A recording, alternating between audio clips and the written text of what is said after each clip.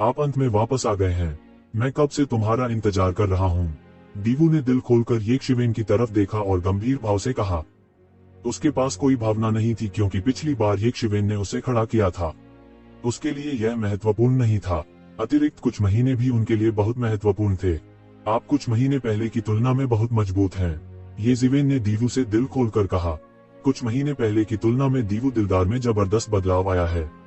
वह दोगुने से भी अधिक शक्तिशाली था। अगर यह कुछ महीने पहले का यक्षविन होता तो वह वर्तमान दीवू दिलदार से निपटने में सक्षम नहीं होता। लेकिन इन कुछ महीनों में वह स्थिर नहीं हुआ। अभी उन्हें इन कुछ महीनों में अपनी प्रगति को सत्यापित करने के लिए एक मजबूत प्रतिद्वंद्वी की आवश्यकता थी। दीवू दिल ने कोई जवाब नहीं दिया। इसके बजाय उसने यक्षविन को देखा और कहा, तुम्हें इसके बारे में सोचना होगा। मैं दया नहीं करूंगा। यदि तुम मर जाते हो तो मुझे दोष मत दो। उसे यक्षविन के शरीर से अत्यधिक खतरे का आभास हुआ। यह एहसास उससे पहले मिले किसी भी व्यक्ति से अलग था। इसलिए यहाँ तक उसे भी भरोसा नहीं था कि अगर वह दयालु होता तो वह यक्षविन को हरा सकता था। पहले से वेयरवुल्फ शिकारी जैसी स्थिति दोबारा नहीं होगी। लेकिन उसे अब भी अपने आप पर बहुत भरोसा था।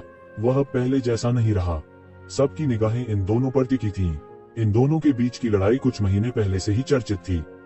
हालांकि यह केवल अब था कि उन दोनों के बीच समझौता पूरा हो गया था। कोई फर्क नहीं पड़ता कि कौन जीता या हार गया, यह जुबान वर्ल्ड में बड़ी खबर बन जाएगी। लोग चाहे किसी भी तरह की राय रखते हो, उन्हें यह स्वीकार करना पड़ा कि ये दोनों, चाहे वे कोई भी हो, सबसे मजबूत होने की योग्यता रखते थे। कम से कम शीर्ष युवा प्रतिभाओं ने अभी तक आमने सामने लड़ाई नहीं लड़ी थी। कई मजबूत और कमजोर उनके अपने निर्णय थे और उन्हें जनता द्वारा मान्यता नहीं दी गई थी। और ऐसा लगता है कि इस पीढ़ी के सबसे शक्तिशाली लोगों के बीच लड़ाई अनामदाव अकादमी के उद्घाटन के साथ शुरू हुई थी। यहाँ तक उन कई प्रतिभाओं में से जिन्हें अत्यधिक माना जाता था, उनमें से दो प्रसिद्ध अस्तित्व थे।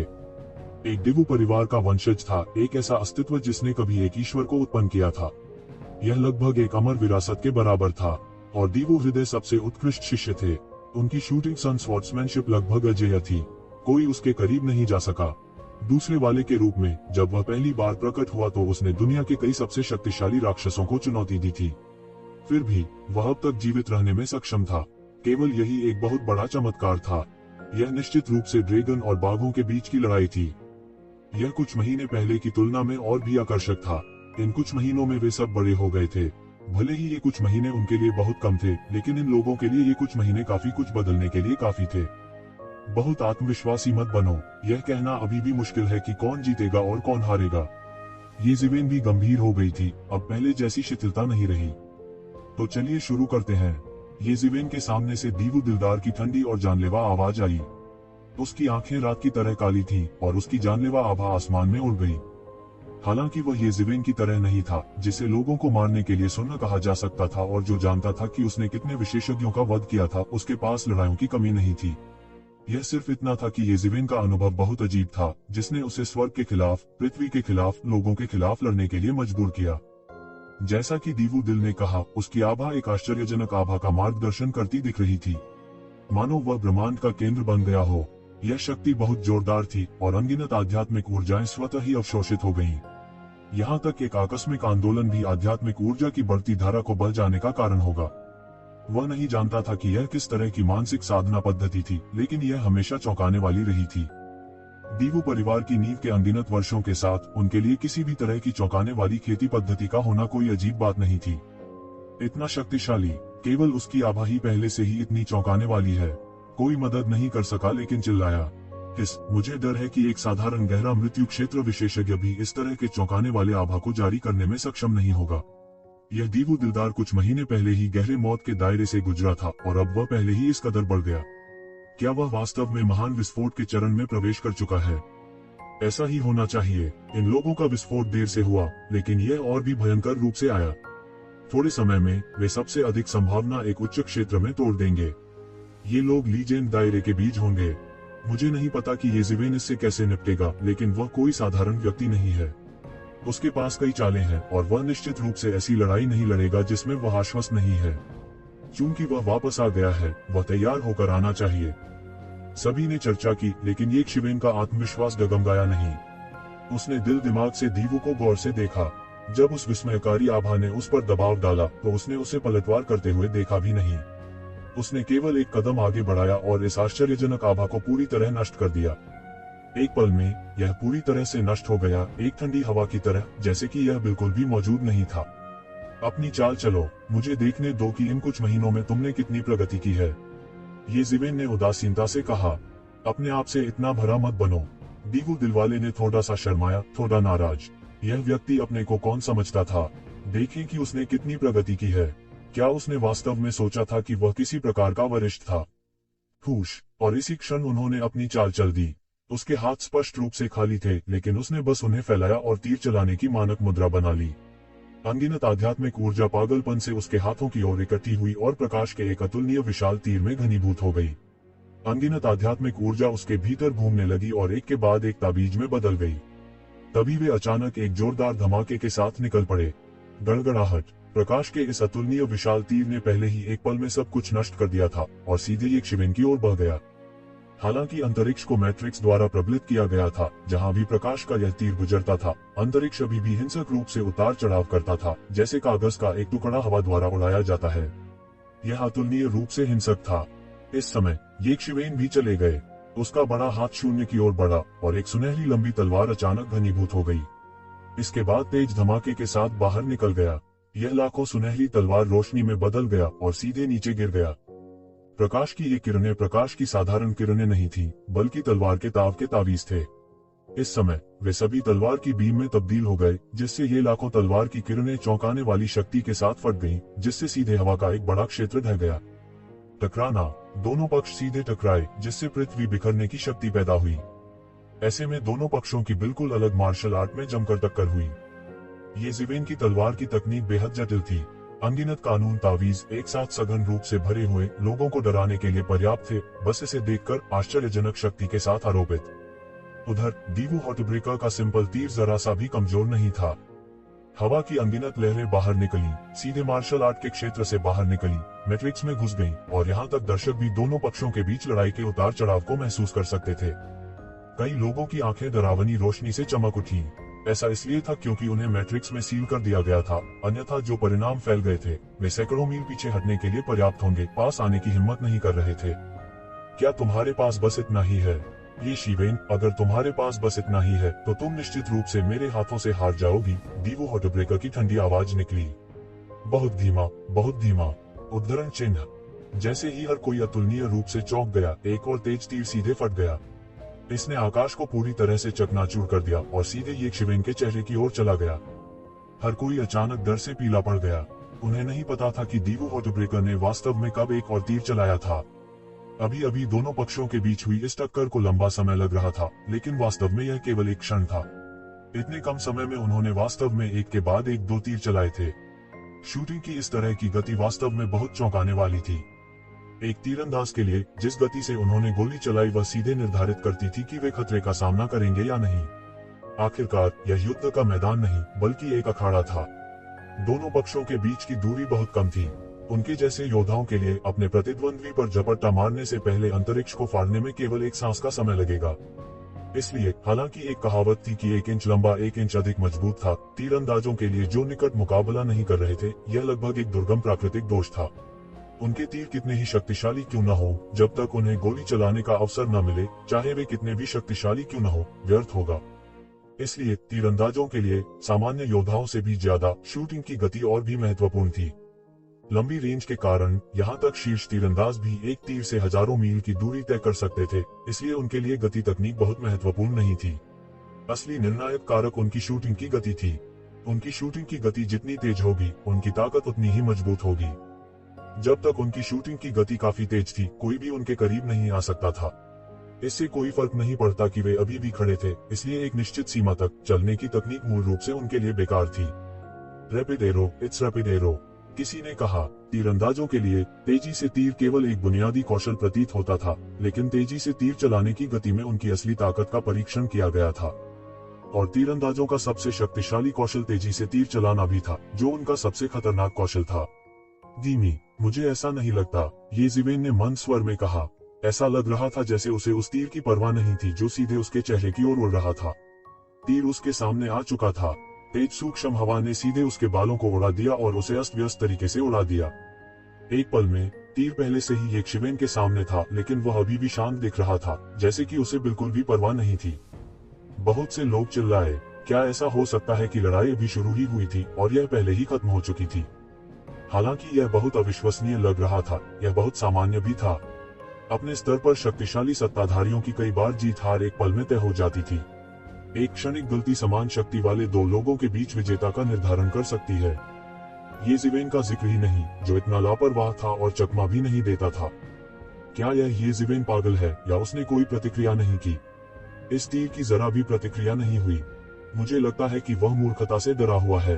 मैंने आर्चर के रैपिड एरो के बारे में सुना है, लेकिन मैंने कभी इतनी तेज रैपिड एरो के बारे में नहीं सुना है। यह सही है, दीवू हॉटब्रेक के हाथ की गति बहुत तेज है। येशिवेन के लिए समय पर प्रतिक्रिया न देना सामान्य बात है। हर कोई स्थिति को देखने के लिए लगभग सहन नहीं कर सका। ऐसा लग रहा था कि वे पूरी तरह से निश्चित थे कि येशिवेन इस तीर के नीचे मरने वाली थी। और लगभग उसी समय जब वे बोल रहे थे, येशिवेन के हाथ में सुनहरी लंबी तलवार, जो मूल रूप से अभी भी तलवार की चोट की मुद्रा में थी, अचानक चली गई जब लंबा तीर उसके चेहरे पर लगने ही वाला था। तेज तेज तेज, लगभग किसी ने नहीं देखा कि वह कैसे चला गया, और फिर उन्होंने एक सुनहरी तलवार की रोशनी देखी जिसने कुछ मिलीमीटर दूर होने पर सीधे तलवार को काट दिया। गड़गड़ाहट, एक और चौंकाने वाला विस्फोट फैल गया और हवा सीधे टुकड़ों में बिखर गई। एक बड़ा क्षेत्र ढह गया और सदमे की लहरों के चक्र के बाद चक्र फैल गया। हर कोई थोड़ा अवाक रह गया। वे उन झटकेदार लहरों के बारे में कम परवाह नहीं कर सकते थे जो उनके शरीर पर भड़की हुई सूक्ष्म हवाओं की तरह थीं। लगभग सहज रूप से उन्होंने इस सूक्ष्म हवा का विरोध करने के लिए अपनी आंतरिक शक्ति का संचालन किया। अभी क्या हुआ? किसी ने अविश्वास में कहा। मेरी आंखें मुझे धोखा नहीं दे रही हैं। ठीक है, येज़ेवेन ने यह कैसे किया? उसने इतने कम समय में उस तीर को काट दिया। यह इतना तेज है कि यह अविश्वसनीय है। कोई आश्चर्य नहीं कि उसने दीवू दिलदार के रैपिड एरो की परवाह नहीं की। वह और भी तेज है। हाँ, यह हमले की गति, फुफकार, यह बस आश्चर्यजनक है। दिवुशिन की हमले की गति पहले से ही काफी अद्भुत है। आखिरकार वह दिवु कबीले से है और उसके पास अपने हाथ की गति बढ़ाने के लिए सभी प्रकार की गुप्त तकनीकें हैं, लेकिन येशिवेन ने ऐसा कैसे किया? उसकी गति इतनी तेज क्यों है? बहुत से लोग अवाक रह गए। वे जानते थे कि येशिवेन की गति बहुत तेज थी, अन्यथा वह एल्डहुआंटिंग और विशेषज्ञों के एक समूह के पीछा करने से बच नहीं पाता। हालांकि उसकी चपलता, तकनीक की गति और उसके हमलों की गति समान नहीं थी। उदाहरण के लिए, दीवू सैडनेस की हमले की गति बेहद तेज थी, लेकिन कई विशेषज्ञों की तुलना में उसके शरीर की तकनीक की गति को केवल साधारण ही माना जा सकता था और बहुत आश्चर्यजनक नहीं। येज़ेवेन की शरीर तकनीक की गति के साथ अगर वह पहले ही चकमा दे देता तो यह कोई बड़ी बात नहीं होती और लोग अभी भी इस पर विश्वास कर सकते थे। लेकिन ऐसे महत्वपूर्ण क्षण में सीधे कटौती करना उनकी समझ से पूरी तरह से परे था। उस अंतहीन सदमे की लहर के पीछे दीवू दिलदार के चेहरे ने भी कुछ हैरान करने वाले भाव प्रकट किए। वह समझ सकता था कि येशिवेन सरल नहीं था, लेकिन उसे उम्मीद नहीं थी कि वह इतने कम समय में अपने रैपिड एरो को तोड़ने के लिए इस तरह की अकल्पनीय विधि का उपयोग करने में सक्षम होगा। यह उनकी अपेक्षाओं से पूरी तरह परे था, लेकिन यह अप्रत्याशित और उचित दोनों था। अगर वे ऐसे विशेषज्ञ नहीं होते तो कुछ महीने पहले अनुबंध तोड़ने के बाद नियुक्ति रखने नहीं आते। आपकी गति खराब नहीं है, लेकिन यह अभी भी काफी दूर है। येज़ेवेन की उदासीन आवाज आई। लगभग उसी क्षण दिवु उदासी ने प्रतिक्रिया व्यक्त की। उसने अपनी आंखें खोली और सीधे पूरे शून्य को देखा। उसकी नजरों में येज़ेवेन, जिसे बहुत दूर होना चाहिए था, वास्तव में पहले से ही उसकी ओर बढ़ रहा था। इस क्षेत्र में, क्योंकि अंतरिक्ष पूरी तरह से सील कर दिया गया था, अगर आप आगे बढ़ना चाहते हैं तो आप केवल अपने शरीर पर भरोसा कर सकते हैं। दूसरे शब्दों में, येज़ेवेन की लगभग तात्क्षणिक गति वास्तव में उसके शरीर की गति थी। यह बस चौंकाने वाला और धरती को चकनाचूर करने वाला था, और उसे जरा सी भी हिचकिचाहट नहीं हुई। अगले ही पल उसने पहले ही हमला शुरू कर दिया था। फूश, एक तीर सीधे बाहर चला गया और शक्तिशाली तीर का प्रकाश सीधे आकाश में टूट गया। येशिवेन की ओर भयंकर रूप से धमाका कर रहा था। फूश, येज़ेवेन की आकृति तुरंत गायब हो गई और तीर सीधे पतली हवा में चला गया, जिससे येज़ेवेन का शरीर गायब हो गया। वह गायब हो गया। दीवू उदासी की आंखें बेहद शांत थीं। येशिवेन की अभी गति देखने के बाद वह बिल्कुल भी आश्चर्यचकित नहीं हुआ।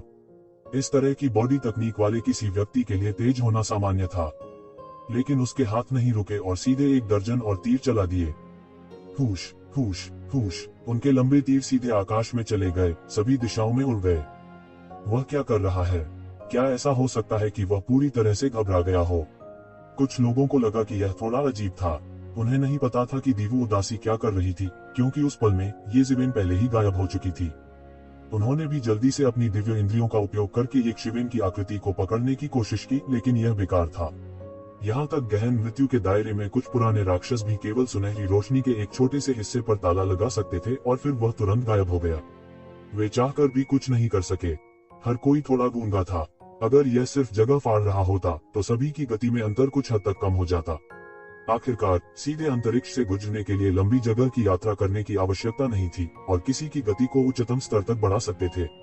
यह आश्चर्यजनक नहीं था, लेकिन जिस स्थिति में वह अंतरिक्ष को चीर नहीं सकता था, वह सिर्फ अपने शरीर से इतनी गति तक पहुंच सकता था।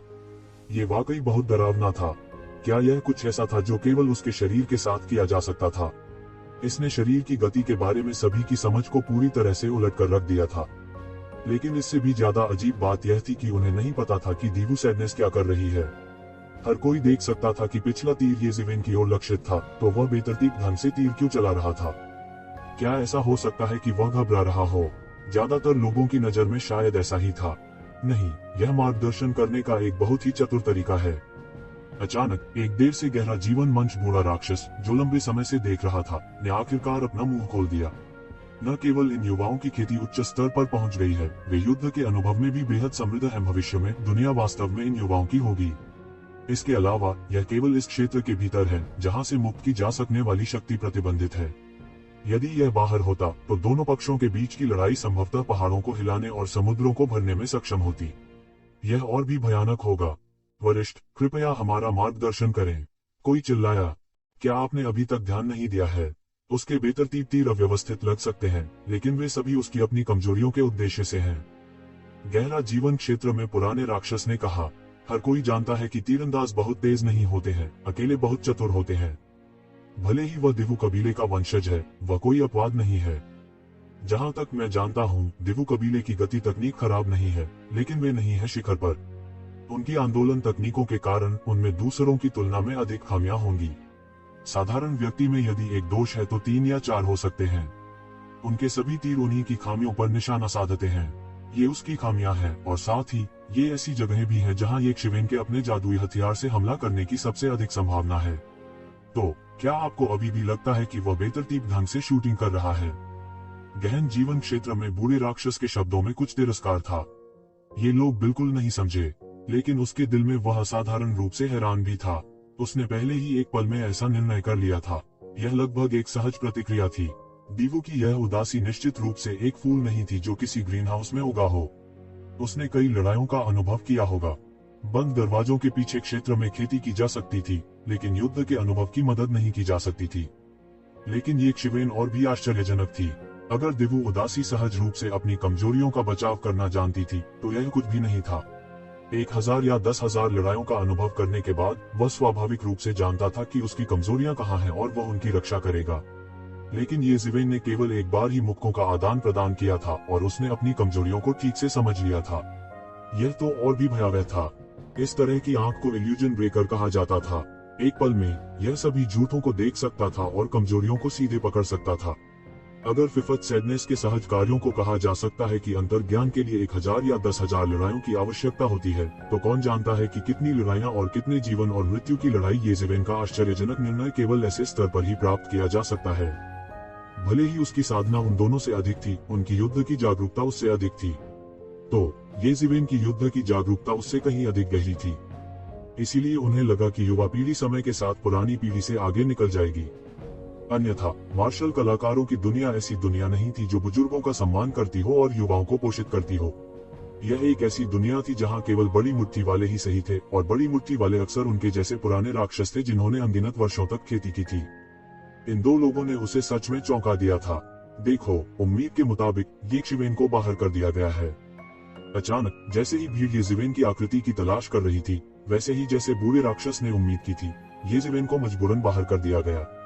जिस जगह से उसे जबरन बाहर किया गया, वह दीवू सैडनेस की कमजोरियों में से एक थी। येज़िवेन वहां छिपा हुआ था और एक हमला शुरू करने वाला था, लेकिन उसे दीवू सैडनेस ने मजबूर कर दिया। दोनों पक्षों का फैसला बस लुभावनी था। इससे उनका खून खौल उठा। अगली लड़ाई सबसे अधिक रोमांचक होने की संभावना है। हालांकि भीड़ उन दोनों के बीच की लड़ाई की गति के साथ नहीं रह सकती थी, फिर भी वे स्पष्ट रूप से देख सकते थे कि उनके दिमाग में रिप्ले के माध्यम से क्या हुआ था। इसने उन्हें संतुष्टि के लिए चिल्लाया, बस उनके दिल की सामग्री के लिए। दोनों की हरकतों में लगभग कोई बर्बादी नहीं हुई। दोनों ने विरोधी की कमजोरियों पर सटीक निशाना साधा। इस क्षेत्र में दोनों पक्षों द्वारा प्रदर्शित की जा सकने वाली सबसे बड़ी शक्ति सीमित थी, लेकिन इसने उन्हें अन्य पहलुओं को प्रदर्शित करने से नहीं रोका। खासकर दोनों पक्षों की लड़ाई जागरूकता, यह कुछ ऐसा नहीं था जिसे खेती के अंतर से मापा जा सके। कई विशेषज्ञों के लिए भले ही उनकी साधना बहुत ऊंचे स्तर तक पहुंच गई हो, फिर भी उनके युद्ध कौशल अनाड़ी थे। ऐसा लगता है कि इस तरह की लड़ाई विशुद्ध रूप से प्रतिद्वंद्वी को दबाने के लिए ताकत का इस्तेमाल करती है। इसकी तुलना इस तरह के रोमांचक युद्ध से कैसे की जा सकती है जो इतना दिलकश और आंख को भाता है। विशेष रूप से दोनों पक्षों की लड़ाई की जागरूकता और लड़ाई के तरीकों ने उन्हें ऐसा महसूस कराया जैसे कि उनके क्षितिज को व्यापक कर दिया गया हो। कुछ विशेषज्ञ प्रबुद्ध भी थे। यह पता चला कि यह इस तरह से किया जा सकता है। यह पता चला कि इसे इस तरह लड़ा जा सकता है। यही कारण भी था कि बहुत से लोग विशेषज्ञों की लड़ाई देखना पसंद करते थे।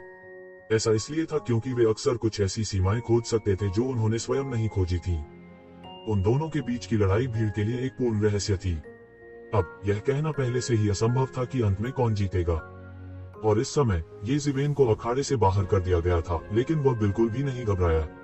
इसके विपरीत वह और भी भयंकर और भयानक गति से आगे बढ़ा। बजना, अचानक उसने अपनी लंबी तलवार घुमाई और तलवार की एक आश्चर्यजनक रोशनी दिखाई दी। इसने सीधे उस लंबे तीर को काट दिया जो हवा में चला गया था और यह बिखरी हुई आध्यात्मिक ऊर्जा के टुकड़ों में फट गया। उसकी गति और भी आश्चर्यजनक थी। थोड़े से विराम के बिना वह वास्तव में एक पल में सीधे दीवू हैप्पीनेस पर बंद हो गया। वे तीर अभी आपके सभी कमजोर बिंदु थे, ठीक है, बस एक चाल, और आपने उन सभी का उपयोग किया। येज़ेबेल ने उपहास किया और चिल्लाया।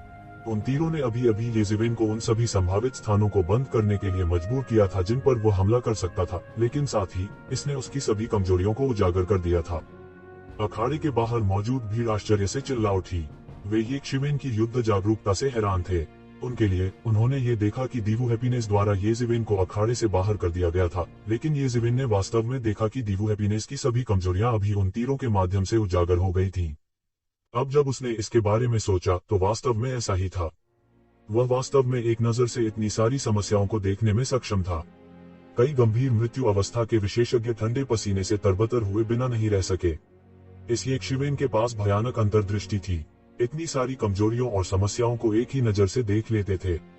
यदि वे इन दोनों के साथ मारपीट का आदान प्रदान करते तो संभवतः वे उसी क्षण मारे जाते जब वे शुरू करते थे। भले ही उनके साधना स्तर समान थे, उनकी युद्ध की जागरूकता उन दोनों की तुलना में बहुत कम थी। सचमुच, क्या ये मेरी कमजोरियां हैं? दीवू हॉटब्रेक ने उपहास किया और तीर मार दिया। शक्तिशाली तीर एक अप्रिय और तेज ध्वनि के साथ हवा में घुस गया। इसने सब कुछ चकनाचूर कर दिया और येज़ेबेल के सिर के आर पार हो गया। अच्छा नहीं, येज़ेबेल मुसीबत में है, किसी ने जोर से कहा। यह तीर बहुत तेज था और येज़ेबेल लगभग सिर पर लग ही गया था। यह तीरों की एक और श्रृंखला थी। यह तीर उन तीरों का पीछा करता हुआ प्रतीत हो रहा था जो अभी बेतरतीब ढंग से चलाए गए थे। यह ऐसा था जैसे कि तीर ने गोली मारते ही येज़ेबेल की स्थिति निर्धारित कर दी थी और फिर उसके पीछे पीछे चला गया। सभी जानते थे कि यह असंभव है। एकमात्र संभावना दीवू हॉटब्रेक के हाथ की गति थी।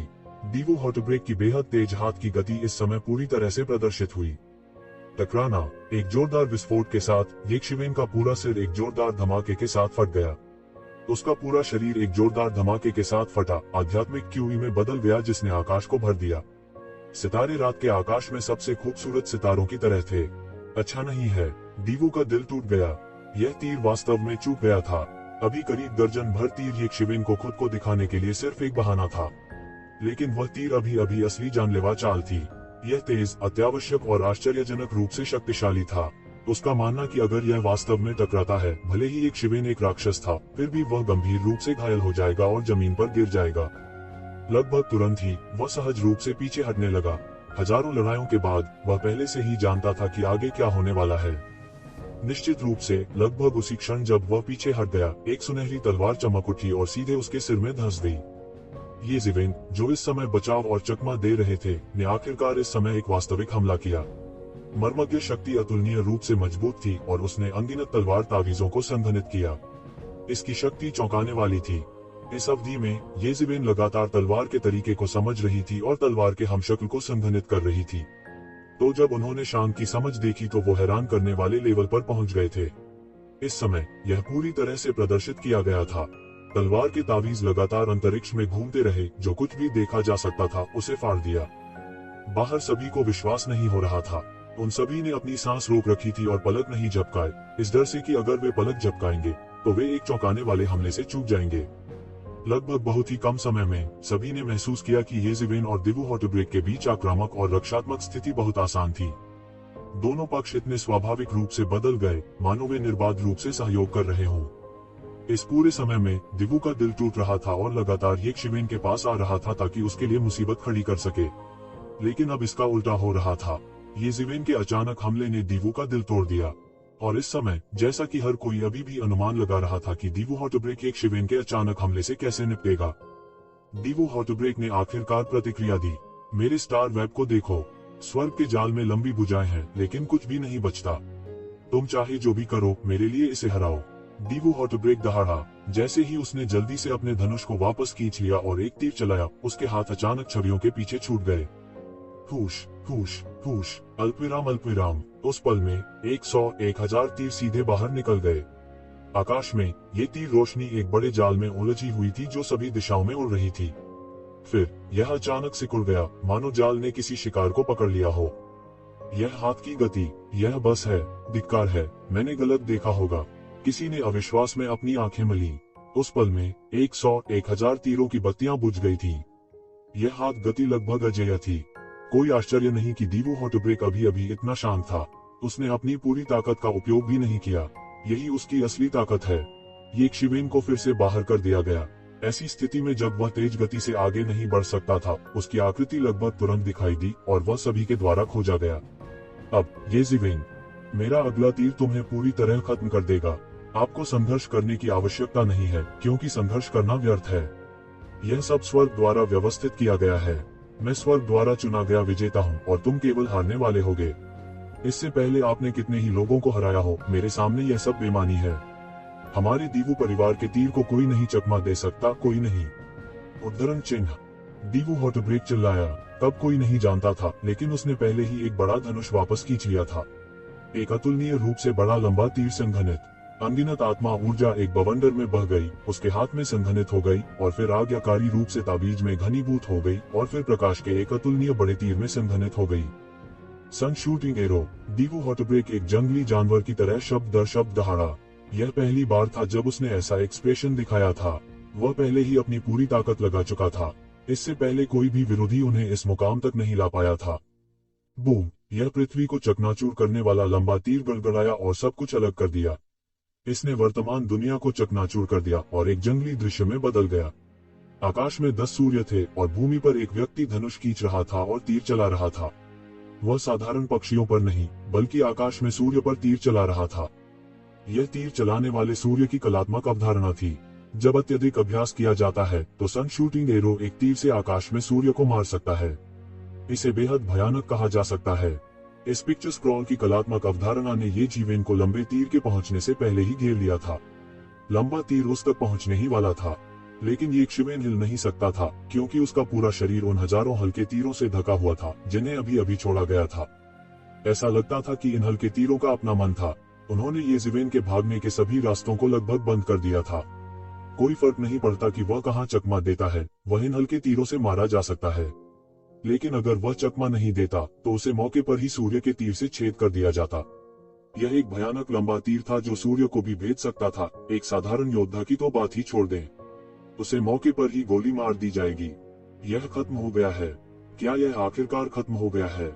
निश्चित रूप से कोई भी इस तीर को रोक नहीं सकता है। सूरज की ओर तीर चलाने वाला तीर इतना शक्तिशाली है। कुछ महीने पहले सूरज की तीर मारने की तुलना में यह स्वर्ग और पृथ्वी की तरह है। यह एक ही बात नहीं है। भीड़ में खून का प्यासा वेयरवुल्फ शिकारी भी था। वह इस दृश्य को एकटक देखता रहा और लगभग हक्का बक्का रह गया। कुछ महीने पहले उसने सचमुच उस तीर की ताकत का अनुभव किया था, लेकिन अब की तुलना में वह कुछ भी नहीं था। यह भी कहा जा सकता है कि यह पूर्ण संस्करण नहीं था। यह शक्ति नहीं थी, बल्कि एक प्रकार की कलात्मक अवधारणा थी। जिस तीर ने उस समय उसे मारा था उसका आकार ही था। इसमें इस तीर के समान भयानक कलात्मक अवधारणा नहीं थी। क्या उसे उस समय यह बात समझ में नहीं आई थी, या उसने इसका इस्तेमाल करने से इनकार कर दिया? प्रतिपासु वेयरवुल्फ हंटर ने अपनी मुट्ठी बांध ली और खून बहने लगा। उसके तीखे पंजे और दांत उसके मांस में गहरे धंस गए थे। वह हार मानने के लिए बेहद अनिच्छुक था। हालांकि जब सभी ने सोचा कि एक शिवन खत्म हो गया है, तो उन्होंने देखा कि उसके मुंह के कोने अचानक एक मुस्कान प्रकट कर रहे थे। मैं नहीं छिपूंगा क्योंकि मैं बच नहीं सकता। चूंकि मैं चकमा नहीं दे सकता, मैं चकमा नहीं दूंगा। ऐसे भयानक तीर का सामना करते हुए येज़ेबेल ने वास्तव में कहा था कि वह चकमा नहीं देगा। उसके हाथों ने शून्य में प्रकाश के एक विशाल सुनहरे स्तंभ को खोल दिया और तुरंत उस भयानक सूर्य तीर से टकरा गया जो उस पर लहरा रहा था। बूम! एक सेकंड के 1000वें हिस्से के बाद भयानक सूर्य तीर चला रहा था और येज़ेबेल अंत में भयंकर रूप से टकरा गए। एक जोरदार धमाके के साथ एक भयानक शक्ति फूट पड़ी, अनगिनत बवंडरों में बह गई और सभी दिशाओं में फैल गई। हुआलाला! अंतरिक्ष पानी की सतह की तरह हिंसक रूप से उतार चढ़ाव करता था और लगातार विकृत होता था। सभी ने ऊपर देखा और देखा कि येक्षिवेन ने अतुलनीय रूप से भयानक तीर के सामने जरा सा भी डर नहीं दिखाया। यहाँ तक उनके हाव भाव भी ज्यादा नहीं बदले। उसके हाथों से फटा हुआ सुनहरा प्रकाश स्तंभ लगातार टूटकर चूर चूर हो गया था। हालांकि उन्होंने इसका पुनर्निर्माण जारी रखा। उसका पूरा शरीर लगातार हवा में फिसलता रहा और उसके पैरों के नीचे से निकलने वाली भयानक शक्ति ने शून्य में एक बड़ा निशान छोड़ दिया। यह देखना एक चौंकाने वाला दृश्य था। सभी ने सोचा था कि येक्षिवेन अपने आप को रोक नहीं पाएगा और सूरज के तीर से उसकी मौत हो जाएगी। हालांकि येक्षिवेन अचानक शून्य में दहाड़ा। अचानक एक जोरदार धमाके के साथ पूरा शून्य फट गया। येज़ेबेल का हाथ सीधे सन शूटिंग एरो में घुस गया जो प्रचंड लपटों से जल रहा था। बजना! येज़ेबेल ने अपने नंगे हाथों से अतुलनीय रूप से भयानक सन शूटिंग एरो को पकड़ा। यह ऐसा था जैसे आकाश में एक विशाल घंटी बज रही हो। सभी तरंगों को येक्षिवेन ने दबा दिया था। हर कोई दंग रह गया। वे एकदम सन्न रह गए। अधिक सटीक होने के लिए हर कोई वहां गूंगा गूंगा खड़ा था। उन्होंने जो अभी अभी देखा था उस पर उन्हें विश्वास नहीं हो रहा था। यह एक सपने की तरह था। उस तीर की ताकत कितनी भयावह थी।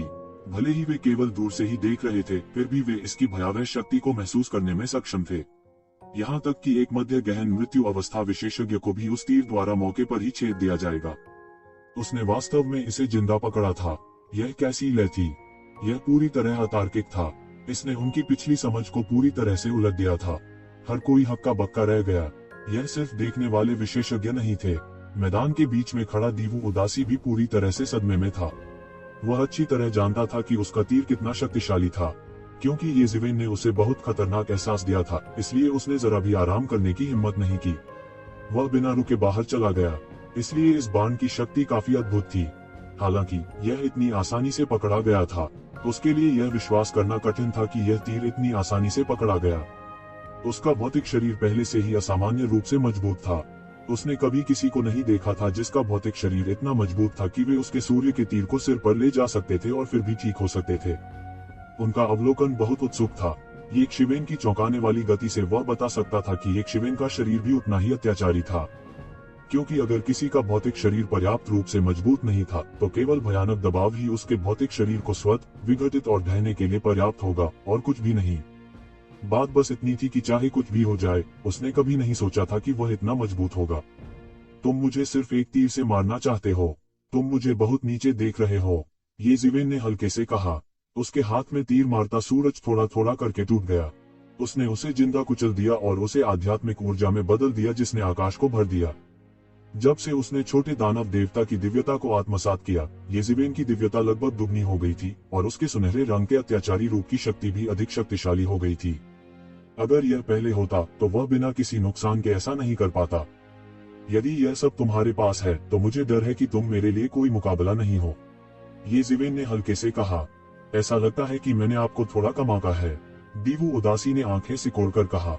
उसकी निगाह चील की तरह तेज थी। फिर मुझे अपनी कुछ ताकत दिखाओ। येक्षिवेन की आवाज अभी फीकी नहीं पड़ी थी जब वह दीवू उदासी के सामने आया। उसके हाथ की लंबी तलवार की नदी में बदल गई, सीधे दीवू उदासी की ओर जा टकराए। पूरा आकाश गड़गड़ाया और गति गड़गड़ाहट की तरह थी, सीधे दीवू उदासी के शरीर पर बमबारी कर रही थी। अच्छा नहीं, इस बार दीवू उदासी संकट में है। वह पूरी तरह से अपने में बंद है, किसी ने कहा। हालांकि और लोगों की सांसें रुकी रहीं। ऐसा लग रहा था जैसे वे पूरी तरह से डर गए हों। ऐसा लग रहा था कि आक्रामक और रक्षात्मक स्थिति पूरी तरह से उलट गई थी जब येज़ेबेल ने अपने पृथ्वी टूटने वाले शरीर को प्रकट किया था। दीवू सैडनेस, जो मूल रूप से आक्रामक थी, अब पूरी तरह से बचाव की मुद्रा में थी। तीरंदाज अकेले नहीं थे जो समझते थे कि उनके लिए बंद होने का क्या मतलब है। बजना, बड़ी गर्जना हुई। जब येज़ेबेल की लंबी तलवार नीचे गिर गई, तो दीवू उदासी के चारों ओर एक विशाल प्रकाश ढाल दिखाई दी, जिसने उसे ढंक लिया। यह प्रकाश ढाल सभी दिशाओं में छपते हुए 5 रंगों से जगमगा उठा। एक फीकी अमर आभा थी और यहाँ तक कि हवा और गड़गड़ाहट की आवाज भी लग रही थी। जब ये ज़िवेन की लंबी तलवार नीचे गिरने वाली थी तो उसे भारी प्रतिरोध का सामना करना पड़ा। यह 10 फीट दूर पूरी तरह से अवरुद्ध था, पास नहीं हो पा रहा था। यह प्रकाश ढाल क्या है? यह इतना शक्तिशाली कैसे हो सकता है? ये ज़िवेन की लंबी तलवार इसका कुछ नहीं बिगाड़ सकती। किसी ने पूछा। बहुत समझ में नहीं आया। यह दीवू परिवार के अद्वितीय कौशल में से एक है, महान स्प्लेंडर सन कोरोना। एक अनुभवी बूढ़े राक्षस को स्पष्ट रूप से कुछ पता था। दीवू परिवार में हर कोई तीरंदाजी की कला में सर्वोच्च अस्तित्व है। अनगिनत वर्षों के बाद वे कैसे नहीं जान सकते कि उनमें किस तरह की कमजोरियां हैं। उनकी गति तेज नहीं है और निकट युद्ध में उनकी ताकत कुछ भी नहीं से बेहतर कही जा सकती है। इस तरह की स्थिति और स्थिति से निपटने के लिए दीवू परिवार के पूर्वजों ने इस तरह की स्थिति से निपटने के लिए दीवू परिवार के शिष्यों को अनुमति देने के लिए इस तकनीक का निर्माण किया। यद्यपि यह महान वैभव सूर्य कोरोना साधारण दिखता है, यह अतुलनीय रूप से मजबूत है। इसे तोड़ने के लिए व्यक्ति को उससे कई गुना अधिक शक्तिशाली होना चाहिए या उसके द्वारा अपनी सारी ची का उपयोग करने की प्रतीक्षा करनी चाहिए, तभी यह संभव होगा। उद्धरण चिन्ह। हालांकि ये ज़िवेन की तलवार के प्रहार से लहरों की एक परत ही उठी थी जब वह इस विशाल प्रकाश ढाल से टकराई थी। वास्तव में उस पर एक दरार भी दिखाई नहीं दी थी। अगर ऐसा ही चलता रहा तो क्या दोनों पक्षों के बीच गतिरोध नहीं रहेगा? हालांकि ये ज़िवेन ग्रेट स्प्लेंडर सन कोरोना के बचाव को तोड़ नहीं सकती। दीवू दिलदार भी ये ज़िवेन का कुछ नहीं बिगाड़ सकता। उसकी हवा जैसी गति का तो कहना ही क्या, बस उसका भौतिक शरीर ही सब कुछ कुचलने के लिए काफी है। दोनों पक्षों के बीच स्थिति फिर से समान होती दिख रही थी। दोनों पक्षों की आश्चर्यजनक नींव थी जिसे आम लोग नहीं तोड़ सकते थे। नतीजतन सभी को इस बात की पूरी नहीं समझ थी कि वे दोनों कितने शक्तिशाली थे। सभी प्रकार की आश्चर्यजनक मार्शल आर्ट जारी की गईं। यदि इस तथ्य के लिए नहीं कि उनके विरोधी एक दूसरे थे तो गहन मृत्यु क्षेत्र के शिखर पर सामान्य विशेषज्ञ पूरी तरह से पराजित हो जाते या मारे भी जाते। ये ज़िवेन, मैं मानता हूँ कि तुम बहुत खास हो। मैंने अब तक जितने लोगों को देखा है उनमें तुम सबसे खास हो। आपको शक्तिशाली माना जा सकता है लेकिन यह बेकार है। तुम मेरे महान वैभव सूर्य कोरोना को नहीं तोड़ सकते। तुम्हारा सब कुछ मेरे लिए बेकार है। मैं पैदा होने के बाद से अजेय रहा हूँ, दीवू दिलदार ने ठंडे भाव के साथ कहा। जैसा कि उन्होंने कहा, दीवू दिल ने धनुष बनाने की मुद्रा बनाई। उनके हाथ में स्वतः ही एक धनुष और बाण बन गया। मेरी ताकत यहीं तक सीमित नहीं है, दीवू ने दिल खोलकर उदासीनता से कहा। एक और सुनसान दृश्य सामने आया। इससे भी ज्यादा भयावह बात यह थी कि यह एक और सूरज का तीर था। यदि कोई साधारण मध्य अवस्था गहन मृत्यु अवस्था विशेषज्ञ इस तीर को नहीं चकमा देता है तो उसे उसी स्थान पर छेद कर दिया जाएगा। कोई और संभावना नहीं थी। स्वोश, सूर्य का तीर एक बार फिर उसी शक्तिशाली शक्ति के साथ बह गया। इसे ट्रम्प कार्ड की तरह इस्तेमाल किया जाना चाहिए था, लेकिन दीवू दिली के हाथों में यह एक साधारण चाल की तरह था। उसे सांस लेने की भी जरूरत नहीं पड़ी। सब चकित थे। दीवू दिलवाले के शरीर में क्यूई की सबसे अधिक संभावना एक निश्चित स्तर पर पहुंच गई थी। नहीं तो वह अब तक हॉन्ट रहा होता, ठीक ये ज़िवेन की तरह जब उसने इमर्जेंस इमॉर्टल एक्सटर्मिनेटिंग सेबर का इस्तेमाल किया था। अब इमर्जेंस इमॉर्टल एक्सटर्मिनेटिंग सेबर की जानलेवा आभा अब उसे प्रभावित नहीं कर सकती थी। उसने धीरे धीरे यह भी पता लगा लिया था कि इसका उपयोग कैसे करना है, लेकिन उसके पास अभी भी इसका उपयोग करने की ताकत नहीं थी। जितनी बार उसने इसका उपयोग किया, यह कहा जा सकता था कि उसके शरीर की ची पूरी तरह से निकल चुकी थी। हालांकि इसकी ताकत काफी चौंकाने वाली थी, फिर भी कीमत थोड़ी ज्यादा थी। लेकिन दीवू हॉटर के सन शूटिंग एरो में ऐसा कोई प्रतिबंध नहीं था। 2 तीर लगभग बिना किसी गैप के इस्तेमाल किए गए थे। खूश, तीर की रोशनी ने एक लंबी पूंछ खींची और सीधे एक ज़िवेन की ओर बढ़ गई। यह बेकार है, मैंने पहले भी कहा है, मेरे खिलाफ इस तरह का हमला बेकार है। तू, ज़िवेन जोर से चिल्लाया, अपने हाथ फैलाए और सीधे तीर को रोक दिया। एक अतुलनीय तेज ध्वनि पूरे अखाड़े में गूंज उठी। वह विशाल प्रकाश तीर सीधे एक ज़िवेन की हथेली पर लगा और तेजी से घूम गया।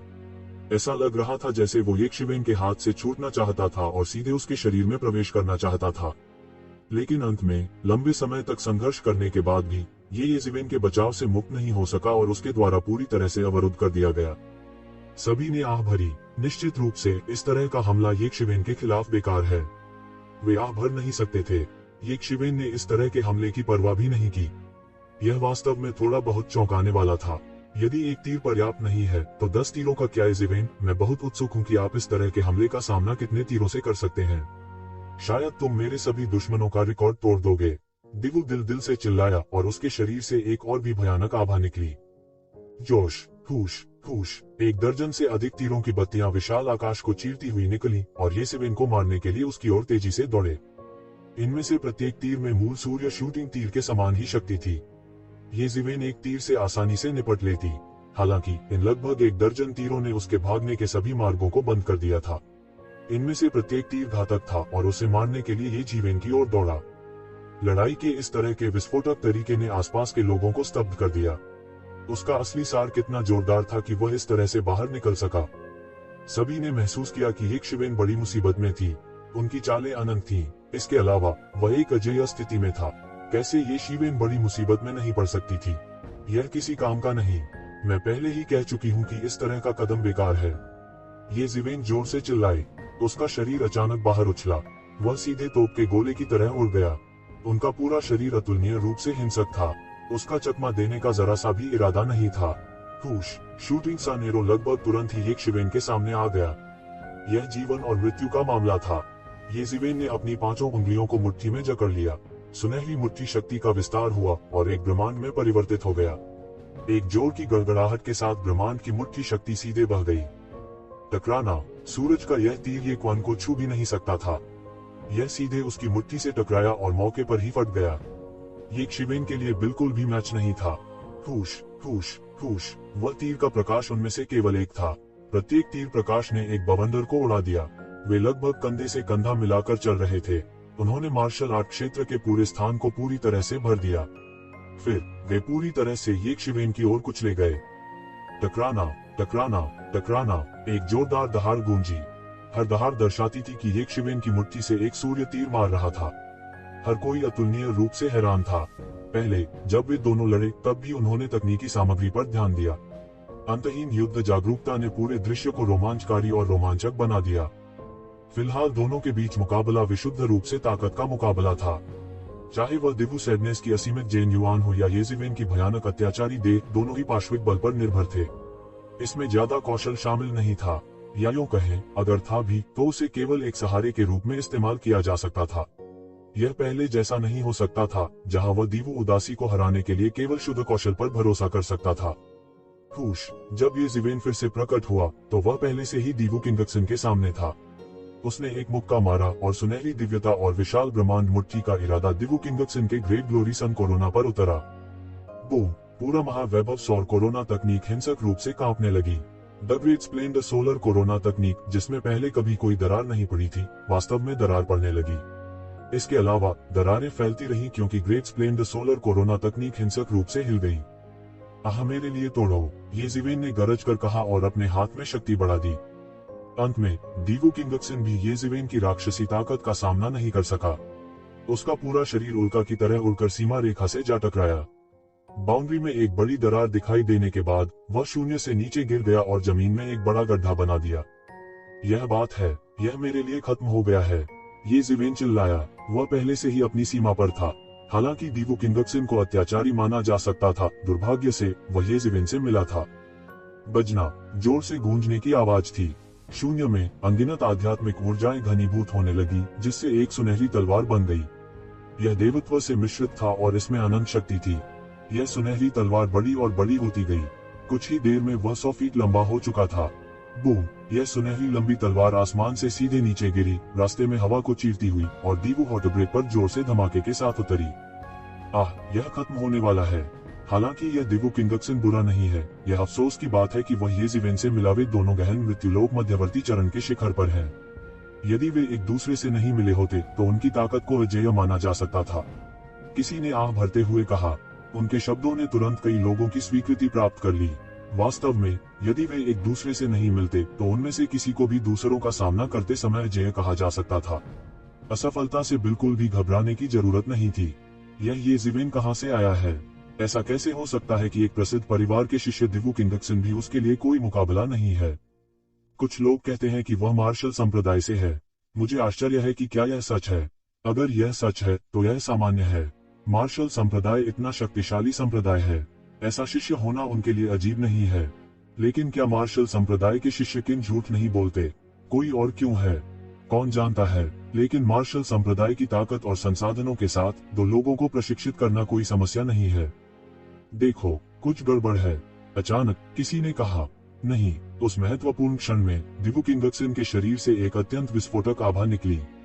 एक विशाल आकृति हवा में प्रकट हुई और दिवु उदासी में विलीन हो गई। यह एक मार्शल आर्ट अवतार है, किसी ने हौंफते हुए कहा। सभी को अचानक होश आया। यह सही है, अगर वह विशाल आकृति मार्शल आर्ट अवतार नहीं थी तो वह क्या थी? तीरंदाजी अवतार में विलय के बाद दिवु किंगक्सन की आभा अचानक एक नए स्तर पर पहुंच गई। उसने वास्तव में उस लंबी तलवार को पकड़ लिया था जिसे येज़िवेन ने हवा से नीचे गिराया था। उसने येज़िवेन की लंबी तलवार को बलपूर्वक कुचल दिया, जिससे उसके भीतर येज़िवेन की आकृति प्रकट हो गई। यह तीर तुम्हें परलोक में भेजेगा। अचानक दिवु उदासी ने तेज गति से तीर चलाया। गड़गड़ाहट, सिलसिलेवार धमाकों की आवाज सुनाई दी। इस अतुलनीय रूप से तेज गर्जना के बीच एक लंबा तीर हवा में बड़ा और बड़ा होता गया, जो अपने साथ पृथ्वी को चकनाचूर कर देने वाला आभा लेकर आया। यह अभी भी एक सन शूटिंग एरो था, लेकिन यह तीर पिछले वाले की तुलना में बिल्कुल अलग स्तर पर था। यह लगभग ऐसा था जैसे उसका पुनर्जन्म हुआ हो। एक तीर जो सूरज, चांद और तारों को एक ही बार में भेद सकता था, हैरान कर देने वाला था। यह तथ्य कि दिवु उदासी अब तक लड़ने में सक्षम थी, पहले ही कई लोगों को आश्चर्यचकित कर चुकी थी, क्योंकि ऐसा संकीर्ण वातावरण वास्तव में धनुर्धारियों के लिए सबसे हानिकारक वातावरण था। लेकिन दिवु किंगक्सन ने लगभग पूरे वातावरण का अत्यधिक उपयोग किया था। उन्हें टॉप जीनियस कहा जा सकता है। टकराना, पृथ्वी को चकनाचूर करने वाला यह बाण सभी की अपेक्षाओं से बढ़कर था। न केवल ये येज़िवेन को घायल करने में नाकाम रही थी, बल्कि एक चाल में येज़िवेन द्वारा पकड़ी भी गई थी। ऐसा हो ही नहीं सकता। सभी की आंखें लगभग छलक पड़ी। उन्हें विश्वास नहीं हुआ, चीजें इस तरह कैसे निकली। उन्होंने सोचा कि मार्शल आर्ट अवतार के साथ विलय के बाद दिवु किंगक्सन की युद्ध शक्ति बढ़ जाएगी और वह एक शिवेन को पूरी तरह से कुचलने में सक्षम होना चाहिए। उन लोगों के बीच एक बड़ा विभाजन था, जिन्होंने मार्शल आर्ट अवतार को संघनित किया था और जिन्होंने नहीं किया था। इसने साधारण प्रतिभाओं को लोगों के शीर्ष समूह से अलग कर दिया। लेकिन फिर भी विस्फोटक तीर को आसानी से एक शिवेन ने पकड़ लिया। अगर वे पहले केवल हैरान थे, तो अब वे वास्तव में डरे हुए हैं। क्या कोई था जो एक ऐसे विशेषज्ञ को दबा सकता था जिसने उसी स्तर पर एक मार्शल आर्ट अवतार की निंदा की थी? यह अकल्पनीय था। ऐसी चीज का अस्तित्व होना असंभव था। क्या किसी ने आपको बताया है कि मैंने भी एक मार्शल आर्ट अवतार की निंदा की है? येज़िवेन के पीछे एक बड़ी आभासी छाया भी थी जो धीरे धीरे उसके साथ मिल रही थी। यह मार्शल आर्ट अवतार था। उसने ची की कई धाराएं उगली और उसके पीछे मार्शल आर्ट अवतार ने गति की और उसके साथ विलीन हो गया। बूम बूम बूम, उसका शरीर लगातार फट रहा था। यह उनके शरीर के साथ शक्ति की तरंगों के विलय के कारण होने वाला हिंसक स्पंदन था। दुनिया का रंग बदल गया और आसपास के कानून पूरी तरह से बदलने लगे। येज़िवेन के मार्शल आर्ट अवतार के कारण हंगामा उस समय से भी अधिक था जब दिवु किंगक्सन ने जल्दबाजी में मार्शल आर्ट अवतार में विलय कर लिया था। उसकी आभा भी आतंक के बिल्कुल नए स्तर पर पहुंच गई थी। पहाड़ जैसी आभा सभी दिशाओं में फैल गई। कई लोगों ने अपनी लार निगल ली। क्या यह वास्तव में वह स्तर था जिस तक एक गहन मृत्यु लोक मध्यवर्ती चरण पहुंच सकता था? शायद कुछ profound death realm advanced stage के विशेषज्ञ भी इतने भयानक नहीं होंगे जब उन्होंने अपनी पूरी शक्ति का इस्तेमाल किया होगा। यहाँ तक अगर किसी ने मार्शल आर्ट अवतार की निंदा की होती तो यह इतना भयानक नहीं होता। दिवु किंगक्सन की स्थिति सामान्य थी। येज़िवेन का अस्तित्व पूरी तरह से उनकी समझ के दायरे से बाहर हो गया था। मेरी मुट्ठी खाओ, ये शिवेन ने अचानक अपनी मुट्ठी बाहर निकाल दी। अचानक हवा की शक्ति और गड़गड़ाहट की शक्ति पूरे आकाश में अराजक रूप से फटने लगी।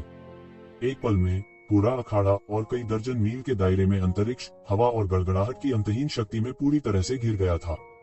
यह एक तरफा हमला नहीं था, बल्कि सामूहिक हमला था। इस संकीर्ण क्षेत्र में येज़िवेन की शक्ति अपनी सीमा तक पहुंच चुकी थी।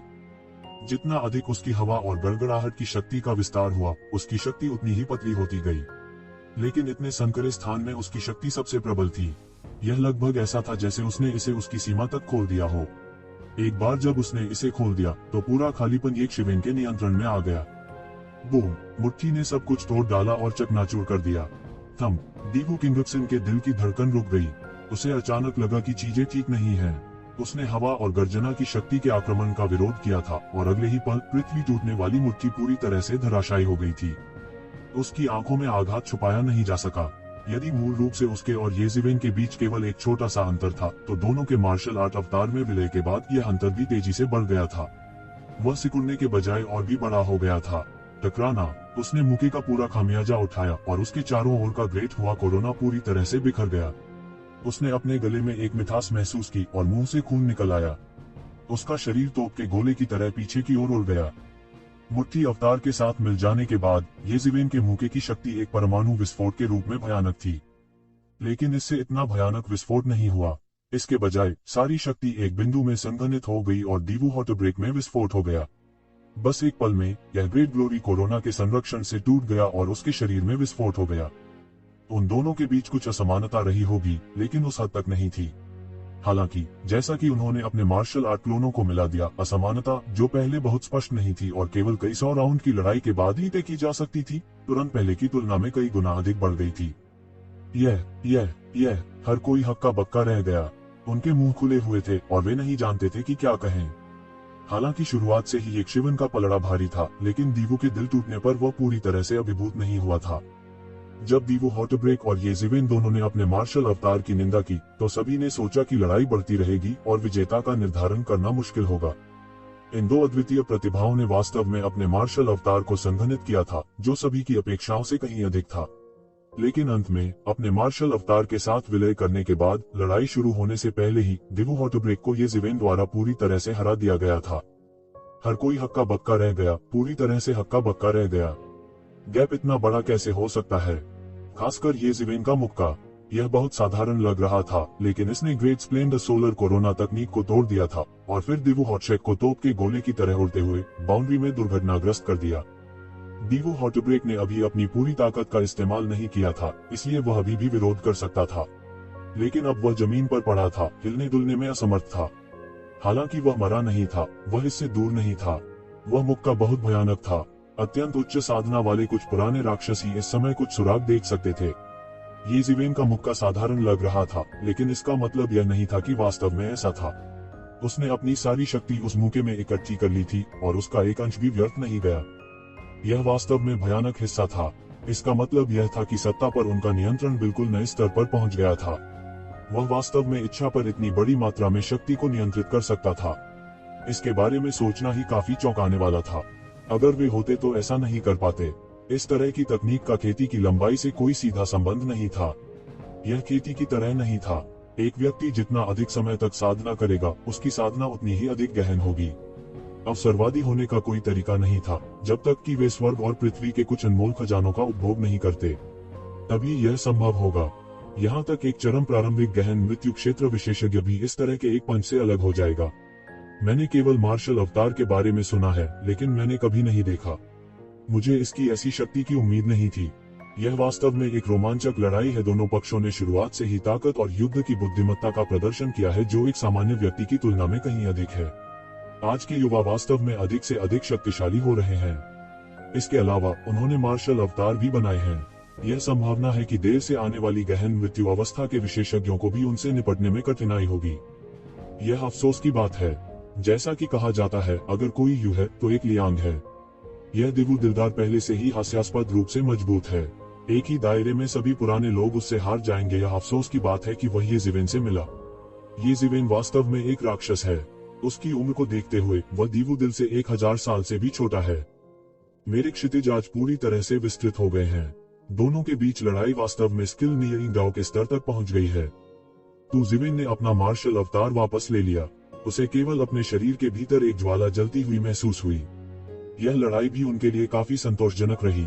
हालांकि दीवू उदासी उसका मुकाबला नहीं था, लेकिन उसने उसे अपनी सारी शक्ति का उपयोग करने के लिए मजबूर कर दिया था और यहाँ तक कि अपने मार्शल अवतार के साथ विलय कर दिया था। मार्शल अवतारों के विलय के बाद ही उनकी युद्ध शक्ति में अंतर तेजी से बढ़ा। इस बिंदु से यह देखा जा सकता है कि दिवू सैडनेस की मार्शल अवतार तकनीक स्पष्ट रूप से येजिवेन के असंख्य क्लोन जितनी अच्छी नहीं थी। येजिवेन के असंख्य क्लोन अपनी शक्ति का 100% प्रदर्शित कर सकते थे, लेकिन दिवू उदासी अपनी शक्ति का केवल 70% ही प्रदर्शित कर सकती थी। यह 30% का अंतर ज्यादा नहीं लगता था, लेकिन पलक झपकते ही हार जीत का फैसला करने वाले शीर्ष विशेषज्ञों के लिए इस तरह का अंतर लगभग स्वर्ग और पृथ्वी के बीच की दूरी जैसा था। लेकिन फिर भी दीवू सैडनेस की मार्शल आर्ट अवतार तकनीक को बुरा नहीं कहा जा सकता। हालांकि इसके और येजिवेन के असंख्य शारीरिक परिवर्तन के बीच एक अंतर था, इसे निश्चित रूप से दूसरों के बीच एक शीर्ष तकनीक माना जा सकता था। आखिरकार यहाँ तक पुराने राक्षस भी, जिन्होंने हजारों या दसियों हजारों वर्षों तक साधना की थी, उनके पास साधना की ऐसी तकनीक नहीं थी जो इस तरह एक युद्ध अवतार को संघनित कर सके।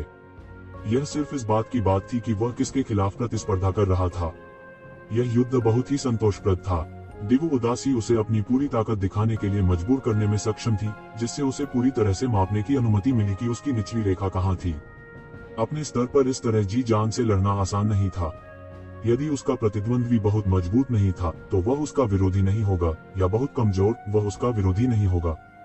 केवल सही मायने में यह जानने के बाद कि किसी की निचली रेखा कहाँ है, वह अपनी पूरी ताकत को पूरी तरह से प्रदर्शित करने में सक्षम होगा। यह कुछ ऐसा था जिसे युद्ध के बाद युद्ध के माध्यम से ही हासिल किया जा सकता था। बहुत से लोग एक ग्रीन हाउस में पले बढ़े, उनके पास खेती से भरा शरीर था, लेकिन वे इसे पूरी तरह से प्रदर्शित करने में असमर्थ थे। उसने महसूस किया कि वह एक अड़चन तक पहुंच गया था। इस लड़ाई ने उन्हें पूरी तरह से एक नए क्षेत्र में प्रवेश करने की अनुमति दी थी। यह साधना में बाधा नहीं थी, बल्कि युद्ध कला में बाधा थी। इस युद्ध के बाद उन्हें आत्मज्ञान की अनुभूति हुई। यह कोई ऐसी चीज नहीं थी जिसे एकांत में खेती करके प्राप्त किया जा सकता था। मूल रूप से उन्हें कुछ शंकाएं थी और उन्होंने तलवार अवतार को तुरंत संघनित नहीं किया। लेकिन अब यह एक तलवार अवतार को संक्षिप्त करने का समय था। एक बार जब उन्होंने अपने तलवार तत्व अवतार को संघनित कर लिया, तो उनकी शक्ति एक और पृथ्वी बिखरने वाली वृद्धि से गुजरेगी। तो क्या हुआ अगर वह एक दिवंगत गहन मृत्यु चरण विशेषज्ञ थे? यही कारण भी था कि वह फॉलन मून सिटी लौट आया। दीवू के साथ अपॉइंटमेंट पर जाना केवल एक कारण था। इससे भी महत्वपूर्ण बात यह है कि तलवार अवतार को संक्षिप्त करने के लिए उन्हें कुछ समय चाहिए था। इसके लिए सुरक्षित स्थान की आवश्यकता थी। हालांकि प्रोफाउंड वर्ल्ड बैटलफील्ड की विशालता के साथ फॉलन मून सिटी के 4 शहरों को छोड़कर कोई जगह नहीं थी जिसे सुरक्षित माना जा सकता था। हालांकि यह केवल 1 महीने का समय था, यह काफी था। उनके तलवार अवतार का संघनन अंतिम चरण पर पहुंच चुका था। लंबे समय के बाद यह आखिरकार पूरा होने वाला था। अब उसे एक ही बार में घनीभूत करने के लिए केवल एक शांत जगह की जरूरत थी। उस समय भले ही एक दिवंगत गहन मृत्यु क्षेत्र विशेषज्ञ ने उन पर हमला किया हो, उन्हें डरने की कोई बात नहीं होगी। आज की लड़ाई से मुझे बहुत फायदा हुआ है। अगर भविष्य में कोई मौका मिला तो मैं संकेत बदलने के लिए भाई दीवू को ढूंढूंगा। दीवू उदासी जमीन पर पड़ी थी, येक्षिवेन को देख रही थी। वह आज की लड़ाई हार गए थे। कोई बहाना नहीं था, वह एक निष्पक्ष और वर्ग युद्ध में हार गए थे। इसके अलावा यह कोई साधारण हार नहीं थी, बल्कि एक करारी हार थी। वह उस तरह के व्यक्ति नहीं थे जो हारना बर्दाश्त नहीं कर सकते थे। हालांकि वह पहले कभी नहीं हारा था। अब जब चीजें इस पर आ गई थी, तो वह वास्तव में थोड़ी राहत महसूस कर रहा था। यह पहली बार था जब वह हारा था, लेकिन उसे बुरा नहीं लगा। वास्तव में, क्योंकि उसका एक लक्ष्य था, एक अवर्णनीय भावना थी। येक्षिवेन ज्यादा देर तक नहीं रुकी। जल्द ही उन्होंने दुनिया की बातों को नजरअंदाज करते हुए बंद कमरे में प्रशिक्षण लेना शुरू कर दिया। बाहर की दुनिया ने उसके और दीवू उदासी के बीच की जंग से अचानक आसमान को उल्टा कर दिया था। उसके और दीवू सैडनेस के बीच की लड़ाई को एक के बाद एक चरमोत्कर्ष कहा जा सकता है। यह बेहद रोमांचक था। यहाँ तक कई वर्षों तक खेती करने वाले कई पुराने राक्षसों को भी यह स्वीकार करना पड़ा कि यह युद्ध उनकी कल्पना से बहुत परे था। कोई फर्क नहीं पड़ता कि आपने इसे कैसे देखा, इसे हजारों वर्षों के बाद फॉलन मून सिटी के फिर से खुलने के बाद से सबसे रोमांचक लड़ाइयों में से एक कहा जा सकता है। हालांकि इससे पहले स्वर्ग के अन्य गौरव के बीच लड़ाई हुई थी, लेकिन यह उतना रोमांचक नहीं था जितना कि येज़िवेन और दीवू उदासी के बीच था।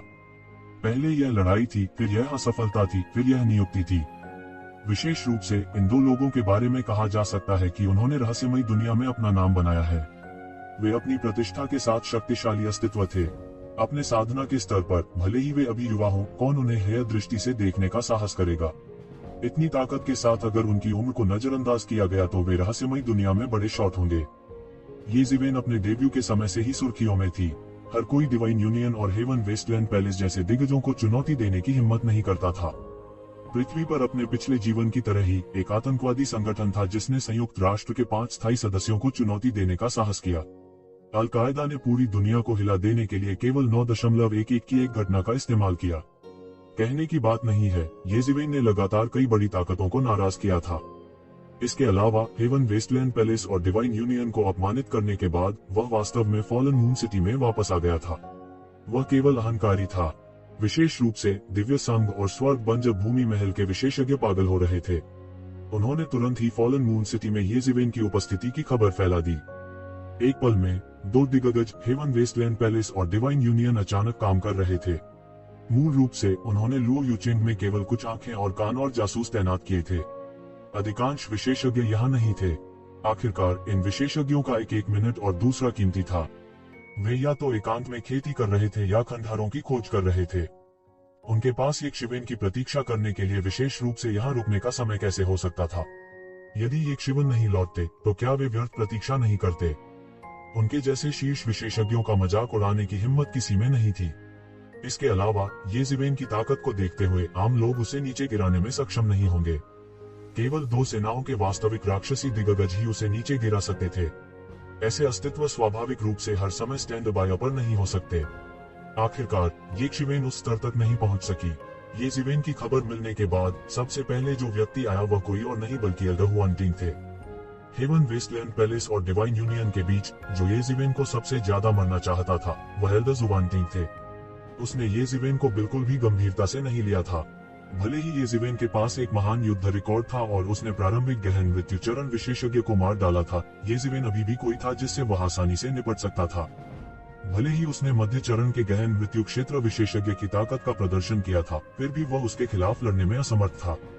कौन जानता था कि जिस व्यक्ति ने उसे गंभीरता से नहीं लिया वह वास्तव में उसे इतना भारी झटका देगा। उसे धमकी नहीं दी गई थी, लेकिन वह लगभग मर चुका था। यदि हेवन वेस्टलैंड पैलेस के विशेषज्ञ जल्दी नहीं पहुंचते तो वह वास्तव में येज़िवेन के हाथों मर गया होता। वो यक्षविन के मारने के इरादे को महसूस कर सकता था। अगर आसपास कोई नहीं होता तो वह निश्चित रूप से यक्षविन के हाथों मर गया होता। वह उस आदमी से कैसे नफरत नहीं कर सकता था जिसने उसे लगभग मार डाला था। पिछले कुछ महीनों से वह येज़िवेन के ठिकाने की तलाश करने के लिए हेवन वेस्टलैंड पैलेस की शक्ति जुटा रहा था। बस इतना था कि इस अवधि के दौरान येज़िवेन का ठिकाना अनिश्चित था और उसका कोई निश्चित स्थान नहीं था। इसके अलावा प्रोफाउंड वर्ल्ड बैटलफील्ड बहुत बड़ा था। ऐसे महाकाय को भी नहीं पता था कि वहां कितने विमान और स्थानिक दरारें थीं। जब तक हेवन वेस्टलैंड पैलेस की पूरी शक्ति प्रोफाउंड वर्ल्ड बैटलफील्ड में केंद्रित नहीं होगी तब तक वे उन्हें एक एक करके नहीं खोज पाएंगे। हालांकि येज़िवेन उतना महत्वपूर्ण नहीं था। यक्षविन की खबर सुनना अब आसान नहीं था। वह बिल्कुल नहीं रुका और लुओयू शहर लौटने के लिए केवल 3 दिन बिताए। जल्द ही उसने उस जगह को बंद कर दिया था जहां यक्षविन एकांतवास में गई थी। वह इस बात को लेकर भी बहुत स्पष्ट था कि जाने से पहले यक्षविन ज्यादा से ज्यादा 1 महीने के लिए ही रुक सकती थी। वह अभी भी 1 महीने तक इंतजार कर सकता था। शुरू में वह हैरान और गुस्से में था। उस व्यू रचना ने उन पर गहरी छाप छोड़ी थी। इसने उसे एक पल में गंभीर रूप से घायल कर दिया था और उसे ऐसा महसूस कराया था कि वह कीमा में निचोड़ा जाने वाला था। वास्तव में यह कमोबेश एक जैसा ही था। उसके शरीर की सारी हड्डियां या तो चूर चूर हो गई थी या टूट गई थी। यह कहा जा सकता है कि उनका जीवन एक धागे से लटका हुआ था। उसके इलाज के लिए उसने अपने परिवार की लगभग सारी संपत्ति इलाज पर खर्च कर दी थी। अन्यथा उनकी चोटों को देखते हुए वे बच जाते तो भी अपने चरम पर नहीं पहुंच पाते। इसके अलावा वहां नतीजे होते। जैसा कि कहा जाता है, हजारों वर्षों तक कड़ी मेहनत करने के बाद रातों रात सब कुछ सामान्य हो गया था। यह सब यक्षविन के लिए धन्यवाद था। जिस एक चीज से वह डरता था वह थी यक्षविन की अजीब जैन पद्धति। हालांकि उन्होंने इसके बारे में भी सोचा था। यह स्पष्ट था कि संरचना का लगातार उपयोग नहीं किया जा सकता था, अन्यथा यक्षविन ने इसे एक पल के लिए ही इस्तेमाल नहीं किया होता। हालांकि हेवन वेस्टलैंड हॉल के विशेषज्ञ बहुत जल्दी पहुंच गए थे, फिर भी इसके सक्रिय होने के लिए पर्याप्त समय था। हालांकि यक्षविन ने उसे नहीं मारा, इसके बजाय उसने उसे जाने दिया। इसका एक ही कारण था, यानी वह अब और नहीं रुक सकता था। बाद में वह हेवन वेस्टलैंड हॉल के फॉर्मेशन मास्टर से परामर्श करने के लिए भी गए और उन्हें पता चला कि इस तरह के एक पृथ्वी टूटने वाले फॉर्मेशन में अज्ञात मात्रा में जुबान की गोलियां खाई जाएंगी। इस शक्ति के अनुसार यह अनुमान लगाया जा सकता है कि यह कम से कम कुछ मिलियन जुबान की गोलियों का उपभोग करेगा। वह केवल मध्यवर्ती गहन मृत्यु अवस्था में था, फिर भी उसके पास लाखों जुबान की गोलियां थीं। यह पहले से ही बेहद चौंकाने वाला था। उसके लिए लाखों और होना असंभव था। उसने यह निर्णय सामान्य परिस्थितियों के आधार पर किया था। हालांकि वह नहीं जानता था कि यक्षविन ने करोड़ों जुबान की गोलियों का सेवन किया था। इसके अलावा उसके पास अभी भी करोड़ों जुबान की गोलियां थीं। हालांकि वह उन्हें अपने ऊपर बर्बाद नहीं करना चाहता था। सकारात्मक जवाब मिलने के बाद उन्हें राहत मिली। यक्षविन के पास इस तरह के गठन को फिर से सक्रिय करने की क्षमता नहीं होनी चाहिए। इसके अलावा उन्होंने इसे सक्रिय करने से पहले लंबे समय तक तैयारी की थी। पहले उसे इसकी जानकारी नहीं थी। अब जब तक वह सावधान था, कोई समस्या बहुत ज्यादा नहीं होनी चाहिए थी। ऐसा होने पर यक्षविन के पास डरने की कोई बात नहीं थी, क्योंकि उसके पास ऐसा कोई तरीका नहीं था। मूल रूप से वहां केवल एक मृत अंत उसकी प्रतीक्षा कर रहा था। मैं देखना चाहता हूं कि क्या आप इस बार बचने के लिए पर्याप्त भाग्यशाली होंगे। बड़े हुआनटिंग का तेजी से आगमन पूरे लुओयू शहर में फैल गया था। जो कोई भी पर्यवेक्षक था वह मूल रूप से इस मामले पर ध्यान दे रहा था। दोनों पक्षों के बीच मनमुटाव का जिक्र करने की जरूरत नहीं थी। इस बारे में सभी बहुत स्पष्ट थे। इसकी वजह यह भी थी कि सभी को लगा कि दोनों पक्षों के बीच सुलह की कोई संभावना नहीं है। बस देखने वाली बात यह थी कि दोनों पक्ष किस तरह भिड़ेंगे। एल्डर हुआन टिंग कई वर्षों से प्रसिद्ध थे। वह उन्नत गहन मृत्यु क्षेत्र का विशेषज्ञ था और अजेय था। जब तक यह गहन मृत्यु क्षेत्र के शिखर पर एक विशेषज्ञ नहीं था, वह मूल रूप से अजेय था। ये ज़िवेन भी सरल नहीं थी। डीवू हॉटब्रेक के साथ उनकी लड़ाई ने सभी को अपनी चौंकाने वाली ताकत दिखाई थी। उसने वास्तव में एक मार्शल पथ अवतार का गठन किया था। ऐसी ताकत और रुतबा बस अकल्पनीय था।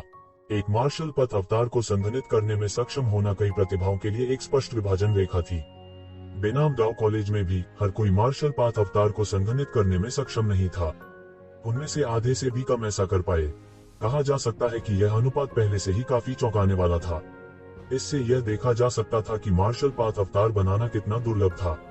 यह इस वजह से भी था कि जब उन दोनों ने अपने मार्शल पाथ अवतार स्तर की ताकत का खुलासा किया तो इसे इतना बड़ा हंगामा हुआ। यह जीनियस के बीच पिछली लड़ाइयों से कहीं अधिक था। पहले येक शिवेन ने एल्डर हुआन टिंग को धोखा देने के लिए एक चाल का इस्तेमाल किया था। अब एल्डर हुआन टिंग निश्चित रूप से सतर्क रहेंगे। फिर से कदम उठाना इतना आसान नहीं होगा। इसलिए इस तरह की टक्कर और भी आकर्षक थी। इसके अलावा एल्डर हुआन टिंग सबसे पहले आने वाले थे। जैसे जैसे समय बीतता जाएगा, अधिक से अधिक शीर्ष विशेषज्ञ निश्चित रूप से पहुंचेंगे। रहस्यमय दुनिया में एक प्रसिद्ध बादशाह के रूप में स्वर्ग बंजर भूमि पैलेस की प्रतिष्ठा अवांछनीय नहीं थी। बात बस इतनी थी कि वे येक शिवेन के चक्कर में फंस गए थे और उनके पास अपने विशेषज्ञों को इकट्ठा करने का समय नहीं था। अन्यथा 10 येज़िवेन्स का उल्लेख नहीं करना, यहाँ तक 100 येज़िवेन्स भी ऐसी भयानक शक्ति के सामने नष्ट हो जाएंगे। जितना अधिक वे समझ रहे थे, उतना ही अधिक वे समझ रहे थे कि स्वर्ग बंजर भूमि महल कितना भयानक था। इसके अलावा यहाँ हर कोई विभिन्न प्रमुख ताकतों का जासूस था। वे अंदर की कहानी को सबसे अच्छे से जानते थे। इस तरह की टक्कर में पहले से ही कोई सस्पेंस नहीं था। भले ही येज़िवेन ने मार्शल पाथ अवतार का गठन किया हो, वह एल्डर हुआन टिंग के लिए एक मैच नहीं होगा जो उन्नत प्रोफाउंड डेथ रियलम में था। इसके अलावा हेवन वेस्टलैंड पैलेस के अभी भी कई विशेषज्ञ थे। इस बार चरम गहन मृत्यु क्षेत्र के विशेषज्ञ भी शामिल होंगे। उस समय येज़िवेन के पंख होने पर भी वह बच नहीं पाएगी। अगर वे उसके जूते में होते तो वे भी नहीं बच पाते। हालांकि इसकी वजह यह भी थी कि लोगों को यह और भी अजीब लगा। वे सब इस बात को अच्छी तरह समझते थे। कोई कारण नहीं था कि येक शिवेन ने ऐसा क्यों नहीं सोचा होगा। उस स्थिति में उसने अभी भी फॉलन मून सिटी में रहने का साहस क्यों किया? उनका आत्मविश्वास कहां से आया? यदि यह कोई और होता तो वे पहले ही बहुत दूर छिप जाते और लापरवाही से संपर्क करने की हिम्मत नहीं करते। उनका आत्मविश्वास वास्तव में क्या था और वह किस पर भरोसा कर रहे थे? इस दौरान हर कोई इस मामले पर चर्चा कर रहा था। कुछ लोगों ने महसूस किया कि निश्चित रूप से उसके पास कुछ जीवन रक्षक साधन है, जबकि अन्य लोगों को लगा कि उसके पीछे कोई महापुरुष भी हो सकता है। इसलिए वह हेवन वेस्टलैंड पैलेस और ईश्वरीय गठबंधन के संयुक्त हमले से डरता नहीं था। इस अवधि के दौरान स्वर्ग बंजर भूमि महल के क्रोध के कारण येज़िवेन की पृष्ठभूमि पहले ही उजागर हो चुकी थी। वह वास्तव में प्राचीन दानव क्षेत्र का एक मानव था। हालांकि वह इतने लंबे समय तक रहस्यमयी दुनिया में रहे थे। शायद वह पहले से ही किसी कोलोसस पर निर्भर था। आखिरकार बिना किसी पृष्ठभूमि के ऐसी प्रतिभाशाली प्रतिभा को हर कोई पसंद करेगा। जहां तक ज़िवेन के पीछे ये परिवार का सवाल है, इसे स्वतः नजरअंदाज कर दिया गया था।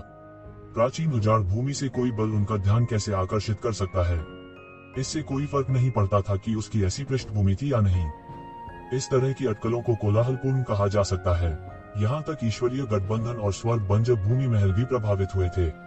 वे अन्य बड़ी ताकतों को चेतावनी देने के अलावा कुछ नहीं कर सकते थे जो अभी तक शामिल नहीं हुई थी। इस बात की परवाह किए बिना कि वे येज़िवेन से संबंधित थे या नहीं, किसी को भी हस्तक्षेप करने और येज़िवेन को बचाने की अनुमति नहीं थी।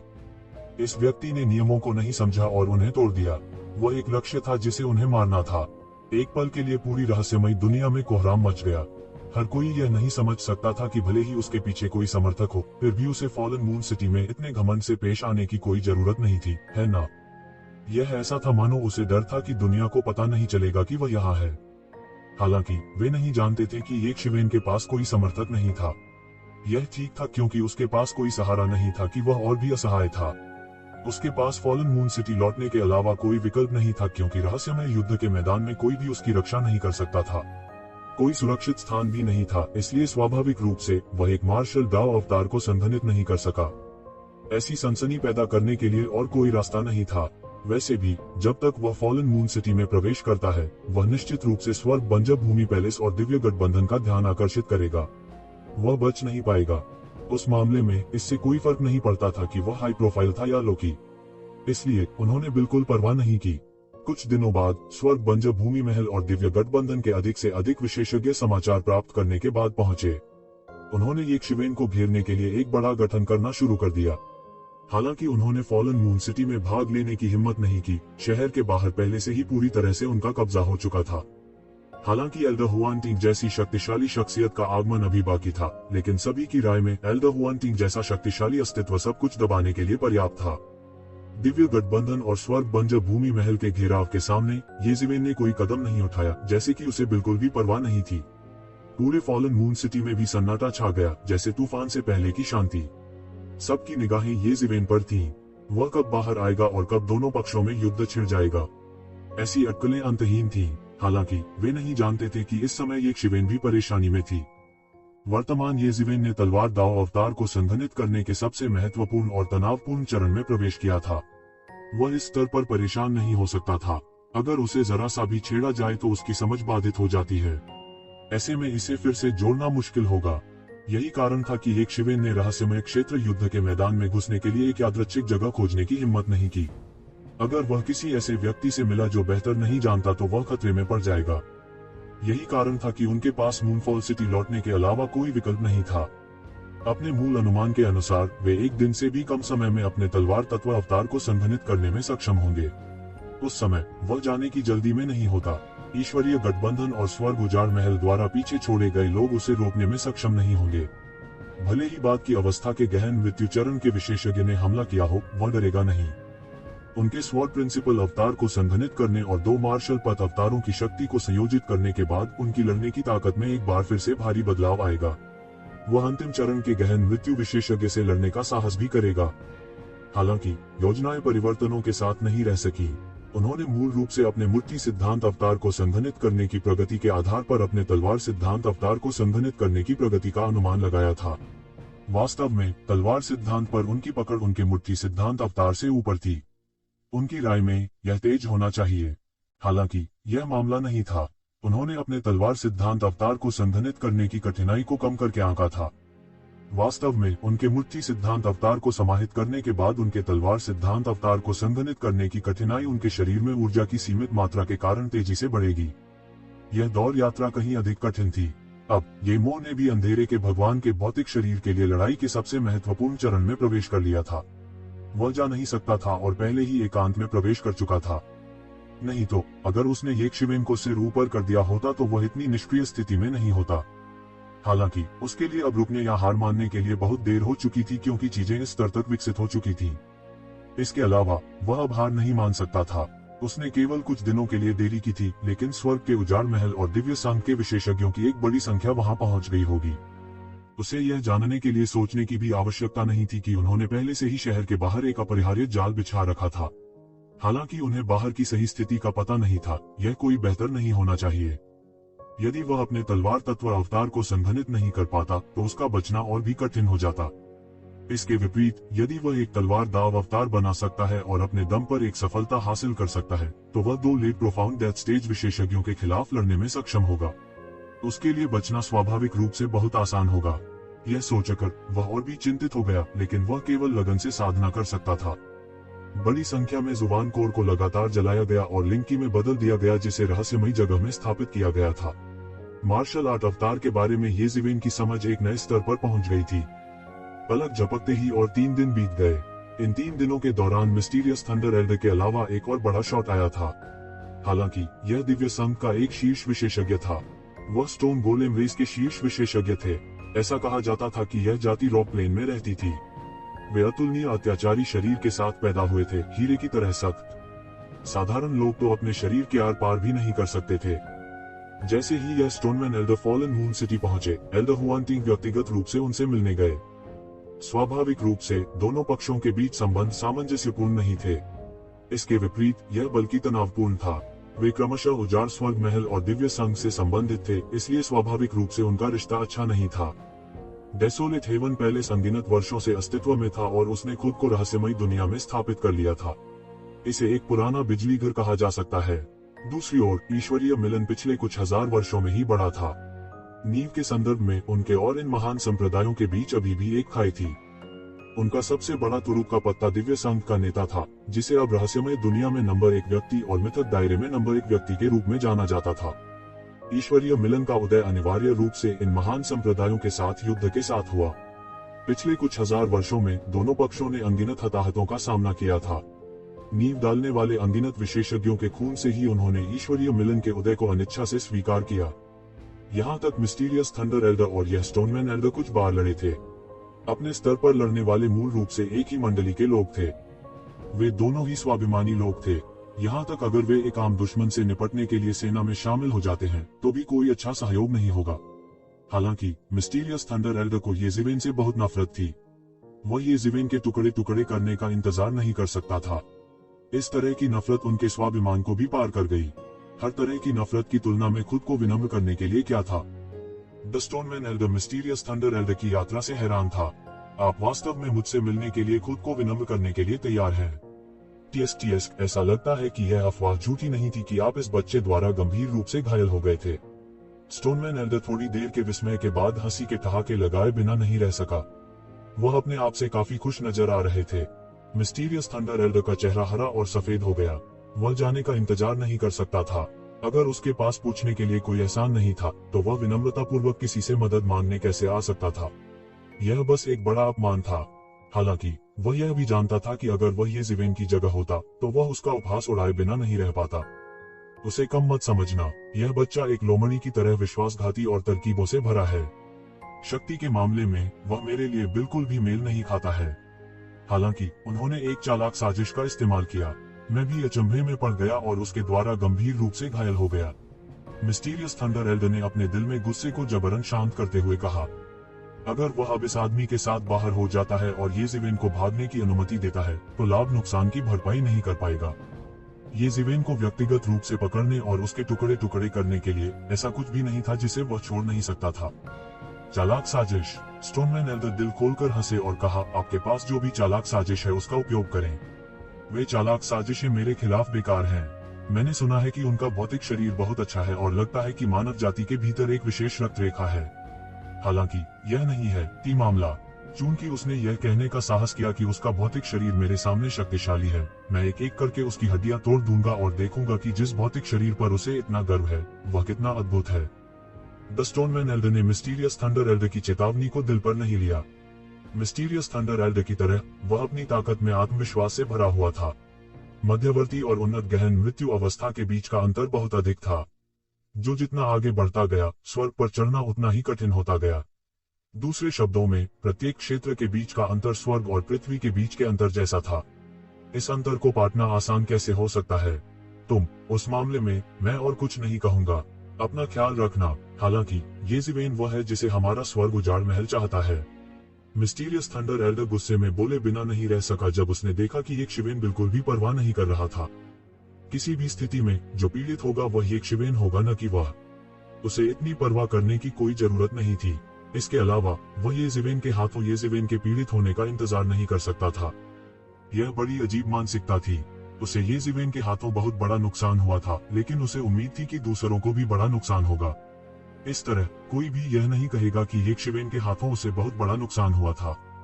ऐसा नहीं था कि वह काफी मजबूत नहीं था, लेकिन येज़ेबेल बहुत मजबूत थी। इसलिए वह अपनी असफलता के बारे में कुछ नहीं कर सकता था। किसी मानसिकता के कारण उन्होंने बोलना जारी नहीं रखा। इसके अलावा अंदर से उसे नहीं लगा कि येज़ेबेल कोई खतरा है। दो उन्नत गहन मृत्यु अवस्था विशेषज्ञों के खिलाफ कैसे येज़ेबेल पाला बदल सकती थी? ऐसा नहीं चलेगा, ऐसा नहीं चलेगा। हमारे नेता ने व्यक्तिगत रूप से हमें इस लड़के को पकड़ने का आदेश दिया है। आप हमारे नेता के व्यक्तित्व को जानते हैं।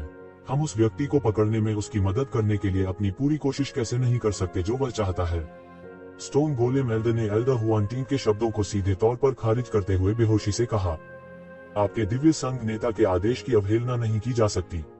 क्या आपको लगता है कि हमारा स्वर्ग उजाड़ महल आपको अपनी इच्छा से धमका सकता है? मिस्टीरियस थंडर एल्डर गुस्से में कहे बिना नहीं रह सका। उन्होंने महसूस किया कि जब से उन्होंने अपने अहंकार को कम करने की पहल की है ऐसा लगता है कि सब कुछ एक निष्क्रिय अवस्था में गिर गया है।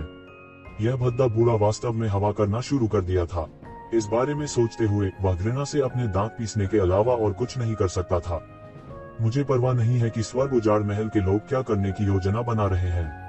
हालांकि हम इस बच्चे का सिर चाहते हैं। कितने साल हो गए हैं जब से किसी ने दिव्य संघ की गरिमा को भड़काने की हिम्मत की है। अब आखिरकार मेरे पास है, कुछ करना है। मुझे ऐसा लग रहा है कि मेरी हड्डियां ढीली होने वाली हैं। पत्थरबाज बुजुर्ग ने कुटिल मुस्कान के साथ कहा। यह ऐसा था जैसे एक शिविन उसके लिए कोई मुकाबला नहीं था और वह केवल एक खिलौना था जिसका उपयोग वह अपनी मांसपेशियों को आराम देने के लिए कर सकता था। ईश्वरीय संघ के लोगों को और भी अधिक लोगों को रोकने के लिए येज़िवेन के सिर का उपयोग करने की आवश्यकता थी, जिनके बुरे इरादे थे और जिन्होंने ईश्वरीय संघ को भड़काने की कोशिश की थी। जहां तक उजाड़ महल के लोग क्या सोच रहे थे, इसका उनसे कोई लेना देना नहीं था। वे बस उन्हें रहने दे सकते थे। किसी भी मामले में जब से दैवीय संघ का उदय हुआ था, तब से वे अक्सर इन कोलोसी के साथ प्रतिस्पर्धा करते थे। अचानक उसके दिमाग में एक अतुलनीय राजसी आकृति कौंध गई। वह नहीं जानता था क्यों, लेकिन उसने अचानक येकशिवेन के नाम को उस अतुलनीय रूप से राजसी व्यक्ति के साथ ओवरलैप कर दिया। उसने अचानक महसूस किया कि वे दोनों अद्वितीय प्रतिभाएं थीं जिन्होंने मार्शल पथ अवतारों को संघनित किया था। वे दोनों युवा थे, लेकिन उनकी कोई पृष्ठभूमि नहीं थी। इसके अलावा उन्होंने दिग्गज बिजली घरों के अधिकार को चुनौती देने का साहस किया था और स्वर्ग के उजाड़ महल जैसे विशाल को नीची दृष्टि से देखा था। उन्होंने अनगिनत विशेषज्ञों को पराजित किया था और धीरे धीरे ईश्वरीय संघ में अपनी सर्वोच्च स्थिति और शक्ति का निर्माण किया था जिसे किसी ने भड़काने की हिम्मत नहीं की। हालांकि उन्होंने तुरंत इस बेतुके विचार को त्याग दिया। यह बच्चा तो बस मौत को दावत दे रहा था। उनकी तुलना उनके महान नेता से कैसे की जा सकती है। वह सचमुच पागल हो गया था। उसे शायद उस स्तर तक बढ़ने का अवसर नहीं मिल सकता था, क्योंकि आज वह अपने शरीर की सारी हड्डियां तोड़ देगा और दर्द से कराहते हुए उसे मरने देगा। उस स्थिति में आइए हम अपने साधनों पर भरोसा करें। हम्फ, मिस्टीरियस थंडर एल्डर ने गुस्से में सूंघा और जाने के लिए मुड़ा। TSK, एक चूहे के रूप में डरपोक। पत्थरबाज बुजुर्ग के पत्थर जैसे चेहरे पर एक तिरस्कारपूर्ण भाव दिखाई दिया। स्टोनमैन एल्डर के आगमन के बाद दिव्य संघ के लोग अंततः एकत्रित हुए। हालांकि हेवन वेस्टलैंड हॉल की तुलना में डिवाइन यूनियन और येज़िवेन को एक दूसरे से गहरी नफरत थी। वे केवल बेबसी से देख सकते थे क्योंकि हेवन वेस्टलैंड हॉल ने येज़िवेन के खिलाफ कार्रवाई की, क्योंकि उनके आधे से अधिक विशेषज्ञ दिव्य द्वारा ले लिए गए थे संघ के नेता। हालांकि येज़िवेन की ताकत उनकी नजरों में महत्वहीन थी, फिर भी उसके पास कुछ ऐसे रहस्य थे जिनमें ईश्वरीय संघ के नेता की भी दिलचस्पी थी। कुछ ऐसी विरासतें और तकनीकें थीं जिनसे ईश्वरीय संघ का नेता भी आंखें नहीं मूंद सकता था। अब वे आखिरकार येकशिवेन को सीधे नीचे गिरा सकते हैं। यह पिस्सू जो हमेशा उनके सामने इधर उधर उछलता कूदता रहता था, अंततः उसे कुचलकर मार डाला जाने वाला था। हालांकि इस समय अन्य विशेषज्ञों का आना बाकी था, लेकिन यह दोनों शिविरों के लोगों के लिए पर्याप्त था। एल्डर जुवानटिंग और एल्डर स्टोनमैन के नेताओं के साथ यह येज़िवेन को पकड़ने के लिए पर्याप्त से अधिक था। इन दोनों विशेषज्ञों के आने के बाद लुओयू शहर में भारी हंगामा हुआ। इन दो विशेषज्ञों के आने के बाद येज़िवेन, जिसने पहले ही बहुत ध्यान आकर्षित किया था, अचानक एक पूरे स्तर पर ऊंचा हो गया। ये दोनों विशेषज्ञ पूरी रहस्यमयी दुनिया में भी प्रसिद्ध अस्तित्व थे। अब जब वे एक जूनियर को पकड़ने के लिए सेना में शामिल होने जा रहे थे, यह बहुत से लोगों के लिए बड़ी खबर थी जो इसके बारे में नहीं जानते थे। येज़िवेन जैसा जूनियर उनका ध्यान आकर्षित करने के लिए पर्याप्त नहीं था, लेकिन इन दो दिग्गज पावरहाउस की उपस्थिति ही असली कारण थी कि उन्होंने उस पर ध्यान क्यों दिया। कारण के बारे में पूछताछ करने के बाद येज़िवेन का नाम वास्तव में पहली बार उन लोगों के संज्ञान में आया। इस बार येज़िवेन निश्चित रूप से बच नहीं पाएगी। पिछली बार वह भाग्यशाली था कि बच गया, लेकिन उसने वास्तव में यहाँ फिर से आने की हिम्मत की। वह बस मौत को दावत दे रहा है। हालांकि येज़िवेन मूर्ख नहीं है। चूंकि उसने यहाँ आने की हिम्मत की है, उसके पास भरोसा करने के लिए कुछ होना चाहिए। यह बेकार है, भले ही उसके पास भरोसा करने के लिए कुछ हो। उसकी गहन मृत्यु क्षेत्र की ताकत को देखते हुए, भले ही वह मार्शल पथ अवतार के साथ जुड़ गया हो, वह एल्डर जुवानटिंग और स्टोनमैन एल्डर की संयुक्त खोज से बच नहीं पाएगा। यह अफसोस की बात है कि उनका कोटा निश्चित रूप से इन दो बलों में से एक के हाथों में आ जाएगा। हर कोटा इतना कीमती है। बहुत से लोग मदद नहीं कर सके, लेकिन आह भर गए। वे इसलिए नहीं आहें ले रहे थे कि येकशिवेन मरने वाली थी, बल्कि इसलिए क्योंकि उसके हाथ में कोटा था। हेवन वेस्टलैंड पैलेस और डिवाइन यूनियन के कार्रवाई करने के साथ उनके लिए हस्तक्षेप करने के लिए कोई जगह नहीं थी। इसके अलावा जो लोग क्लाउड सिटी सहित इन दोनों ताकतों के साथ बराबरी पर बैठ सकते थे, उनकी येज़िवेन के साथ इतनी बड़ी दुश्मनी नहीं थी। सिर्फ एक कोटे के लिए इन दोनों ताकतों से मौत तक लड़ना सार्थक नहीं था। जहां तक ज़िवेन की बात है, किसी को भी विश्वास नहीं हो रहा था कि वो इन दो शक्तिशाली विशेषज्ञों के हाथों से बच सकता है। इसके अलावा कई अन्य गहन मृत्यु चरण विशेषज्ञ थे जिन्होंने एक अपरिहार्य जाल स्थापित करने के लिए हाथ मिलाया था। उसके लिए बचना मूल रूप से असंभव था। दोनों पक्षों के बीच बातचीत के बाद, या शायद यह कहा जा सकता है कि समन्वय बेकार था। प्रत्येक पक्ष एक पक्ष की रक्षा करेगा और देखेगा कि एक शिवेन किस तरफ से निकलेगा। तनावपूर्ण प्रतीक्षा के बीच और 3 दिन बीत गए। सभी का धैर्य टूटने लगा था। कुछ लोगों को यह भी संदेह था कि एक शिवेन चुपचाप निकल गया था। अचानक मूनफॉल सिटी से एक चौंकाने वाली स्वॉर्ड क्यूई फूट पड़ी। वह आकाश में उड़ गया और एक विशाल तलवार में बदल गया। यह आकाश में प्रकट हुआ और सभी दिशाओं में सब कुछ दबा दिया। वह तलवार क्यूई क्या है? कितनी शक्तिशाली तलवार क्यूई? किसी ने सफलता हासिल की है। हालांकि शहर में इतनी शक्तिशाली तलवार कृषक कब दिखाई दी? मुझे इसके बारे में बिल्कुल पता नहीं था। यह कौन है? यह तलवार क्यूई असामान्य है। जाओ और पता लगाओ। जाओ और तुरंत पता लगाओ। क्या ऐसा हो सकता है कि तलवार की दुनिया से कोई प्रकट होया जियानबुचिन मूनफॉल सिटी में दिखाई दिए हैं? उद्धरण चिन्ह। तलवार ची ऊपर उठी, लेकिन यह केवल एक क्षण के लिए चमकी और बिना किसी निशान के गायब हो गई। यह ऐसा था जैसे किसी बल द्वारा दबा दिया गया हो। शहर के कई लोग सहम गए। इस तलवार के प्रकाश की शक्ति निश्चय ही असाधारण थी। आकाश हिल रहा था और आसपास के अनगिनत नियम तलवार के मार्ग के नियमों से बिखर गए थे। चौंका देने वाली तलवार क्यूई जिस जगह से गुजरी, ऐसा लगता था कि वह तलवार सिद्धांत के देश में बदल गई है। ऐसा कहा जा सकता है कि स्वॉर्ड क्यूई चौंकाने वाला था। हालांकि मूनफॉल सिटी में अनगिनत विशेषज्ञ थे, लेकिन यह इस वजह से भी था कि ज्यादातर लोग लो प्रोफाइल रखते थे। वे तब तक बोलने की हिम्मत नहीं करते थे जब तक कि वे गहन मृत्यु अवस्था में नहीं पहुंच जाते। इसके अलावा उस तलवार क्यूई में निहित शक्ति बहुत से लोगों को भयभीत करने के लिए पर्याप्त थी। अभी जब हर कोई सोच रहा था कि यह व्यक्ति कौन है, एक आकृति अचानक उस जगह से निकली जहां तलवार क्यूई थी। उसने तलवार की रोशनी पर कदम रखा और घेरे से बाहर निकलते हुए सीधे तलवार की रोशनी में बदल गया। एक पल के लिए सभी चौंक गए, लेकिन सभी ने तुरंत प्रतिक्रिया दी। वह ये ज़िवेन था। ये ज़िवेन बाहर आ गया है। यह वह है। यह वास्तव में वह है। जल्दी करो, उसका पीछा करो। मैं देखना चाहता हूँ कि आज क्या होगा। क्या ये ज़िवेन बच पाएगी? जैसा कि सभी ने उसका पीछा किया, उनकी दिव्य इंद्रियां बह गईं और मजबूती से ये शिवेन में फंस गईं। इस समय सैकड़ों दिव्य इंद्रियां ये ज़िवेन का पीछा कर रही थीं। वे सभी गंभीर मृत्यु अवस्था के विशेषज्ञ थे। मूल रूप से शहर में इतने गहन मृत्यु चरण विशेषज्ञ नहीं थे। ये ज़िवेन के कारण ऐसे कई विशेषज्ञ थे जो व्यक्तिगत रूप से दूर दूर से आए थे। हालांकि वे स्तब्ध थे, उन्होंने तुरंत प्रतिक्रिया दी। आखिर उन्होंने इतने लंबे समय तक इंतजार किया था। सभी ने तुरंत उसका पीछा किया। Swoosh, swoosh, swoosh. एक पल में शहर के ऊपर आसमान में अनगिनत आकृतियां उड़ गईं। यह एक विहंगम दृश्य था। कई लोगों ने अपनी शक्तिशाली आभा को भी नियंत्रित नहीं किया, जिससे शहर के कई लोग कांपने लगे। बहुत से लोगों ने कभी नहीं सोचा होगा कि इतने गहरे मौत के चरण अस्तित्व वास्तव में पूरे फॉलन मून सिटी में ध्वनि के बिना इकट्ठा होंगे। यह बस डराने वाला था। बहुत सारे गहन मृत्यु चरण विशेषज्ञ, अगर वे प्रोफाउंड वर्ल्ड बैटलफील्ड में नहीं होते, अगर वे फॉलन मून सिटी में नहीं होते, तो प्रोफाउंड वर्ल्ड में कोई भी जगह भारी उथल पुथल मचाने के लिए काफी होती। सैकड़ों या हजारों वर्षों के बाद भी वे अभी भी किंवदंतियां बन जाएंगी। यदि वे किसी दूसरी छोटी दुनिया में होते, तो उनमें से कोई भी एक छोटी सी दुनिया को दबाने और ईश्वर जैसा अस्तित्व बनने में सक्षम होता। ये ज़िवेन का फिगर अतुलनीय रूप से तेज है, जो सभी को हैरान कर देता है। पलक झपकते ही वह पहले ही हजारों मील दूर उड़ चुका था, सीधे मूनफॉल सिटी की सुरक्षा की सीमा से बाहर उड़ रहा था। पलक झपकते ही ये ज़िवेन ने सीधे अपने हाथ खोल दिए और अंतहीन सुनहरी रोशनी बिखेर दी। उसके द्वारा एक अतुलनीय रूप से विशाल स्थानिक दरार को खोल दिया गया था। वह जगह को फाड़कर भागने वाला था। अचानक दूर से एक शक्तिशाली शॉक वेव फैल गया। हवा उबलते पानी की सतह की तरह थी, हिंसक रूप से उतार चढ़ाव। बूम! इसने उस जगह को पूरी तरह से दबा दिया जो फटने वाली थी। ये ज़िवेन, मैं काफी समय से आपका इंतजार कर रहा हूँ। इस चिल्लाहट के साथ एक विशाल वज्रपात स्पष्ट आकाश से वज्रपात की तरह एक शिवेन की ओर भयंकर रूप से गिरा। टकरा जाना, तेज धमाका सुना गया। इस विशाल वज्रपात से शून्य में एक अतुलनीय रूप से बड़ी दरार फट गई। यह एक भयानक और बेहद चौंकाने वाला दृश्य था। यह वो दरार नहीं थी जिसे ये ज़िवेन ने अभी अभी तोड़ा था, जिसमें स्थानिक स्थिति निर्धारण कार्य था। यह एक वास्तविक स्थानिक दरार थी। इस दरार के पीछे एक स्थानिक अशांति थी। उस वज्रपात के पीछे एक क्रोधी आकृति थी। ये ज़िवेन ने अपनी आंखें उस पर टिका दी। यह और कौन हो सकता है लेकिन मिस्टीरियस थंडर एल्डर।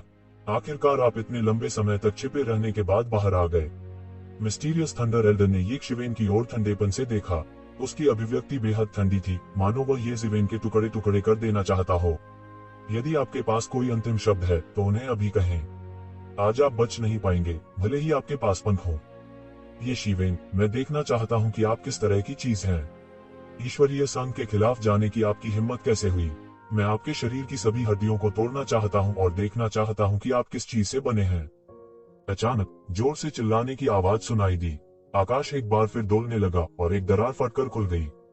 मार्शलिस्टों के एक अन्य समूह ने विशाल आकाश को पार किया और शून्य के दूसरे हिस्से से पहुंचे। इनमें से लगभग 1 दर्जन मार्शलिस्ट थे और उनकी आभा राक्षसी थी। उनमें से सबसे कमजोर भी गहन जीवन क्षेत्र के शीर्षस्थ विशेषज्ञ थे। लगभग 20 लोग जो उनका नेतृत्व कर रहे थे, वे सभी गहन मृत्यु क्षेत्र के विशेषज्ञ थे। उनमें से कुछ शक्तिशाली आभा के साथ भी थे जो मध्यवर्ती गहन मृत्यु क्षेत्र के चरम पर थे। इन लोगों के बीच येज़िवेन के मन में एक विशाल पत्थर के आदमी के प्रति सम्मान का बिल्कुल नया स्तर था। उसका पूरा शरीर ऐसा लग रहा था मानो पत्थरों का बना हो। उसकी आंखें एक खतरनाक ठंडी आभा से भर गईं। उसके शरीर का आभामंडल इतना भयानक और शक्तिशाली था कि उसके पीछे कई विशेषज्ञों की संयुक्त आभा भी उसकी तुलना नहीं कर सकती थी। येज़िवेन को पता था कि यह मिस्टीरियस थंडर एल्डर था जिसने इस समय के दौरान हंगामा खड़ा कर दिया था। इस अवधि के दौरान मिस्टीरियस थंडर एल्डर और मिस्टीरियस थंडर एल्डर ने शहर में खलबली मचा दी थी। बहुत से लोग दुनिया को उल्टा करने के लिए इंतजार नहीं कर सकते थे। इसलिए येज़िवेन को घेरने और पकड़ने के लिए उन दोनों के हाथ मिलाने की खबर को और भी लोगों ने प्रचारित किया था। पिछले कुछ दिनों में यह लुओयू शहर का सबसे चर्चित विषय रहा था। भले ही वह बंद दरवाजे की साधना में रहा हो, उसके लिए यह असंभव था कि वह इसके बारे में न सुने। वास्तव में जब तक यह पूरी तरह से सुरक्षित नहीं होता, येज़िवेन बंद दरवाजे की खेती में पूरी तरह से डूबने में सक्षम नहीं होती। लुओयू सिटी नामलेस डाओ कॉलेज का क्षेत्र था और सिद्धांत रूप में कोई छोटा फ्राई नहीं होना चाहिए जो लुओयू शहर की गरिमा को भड़काने की हिम्मत करे।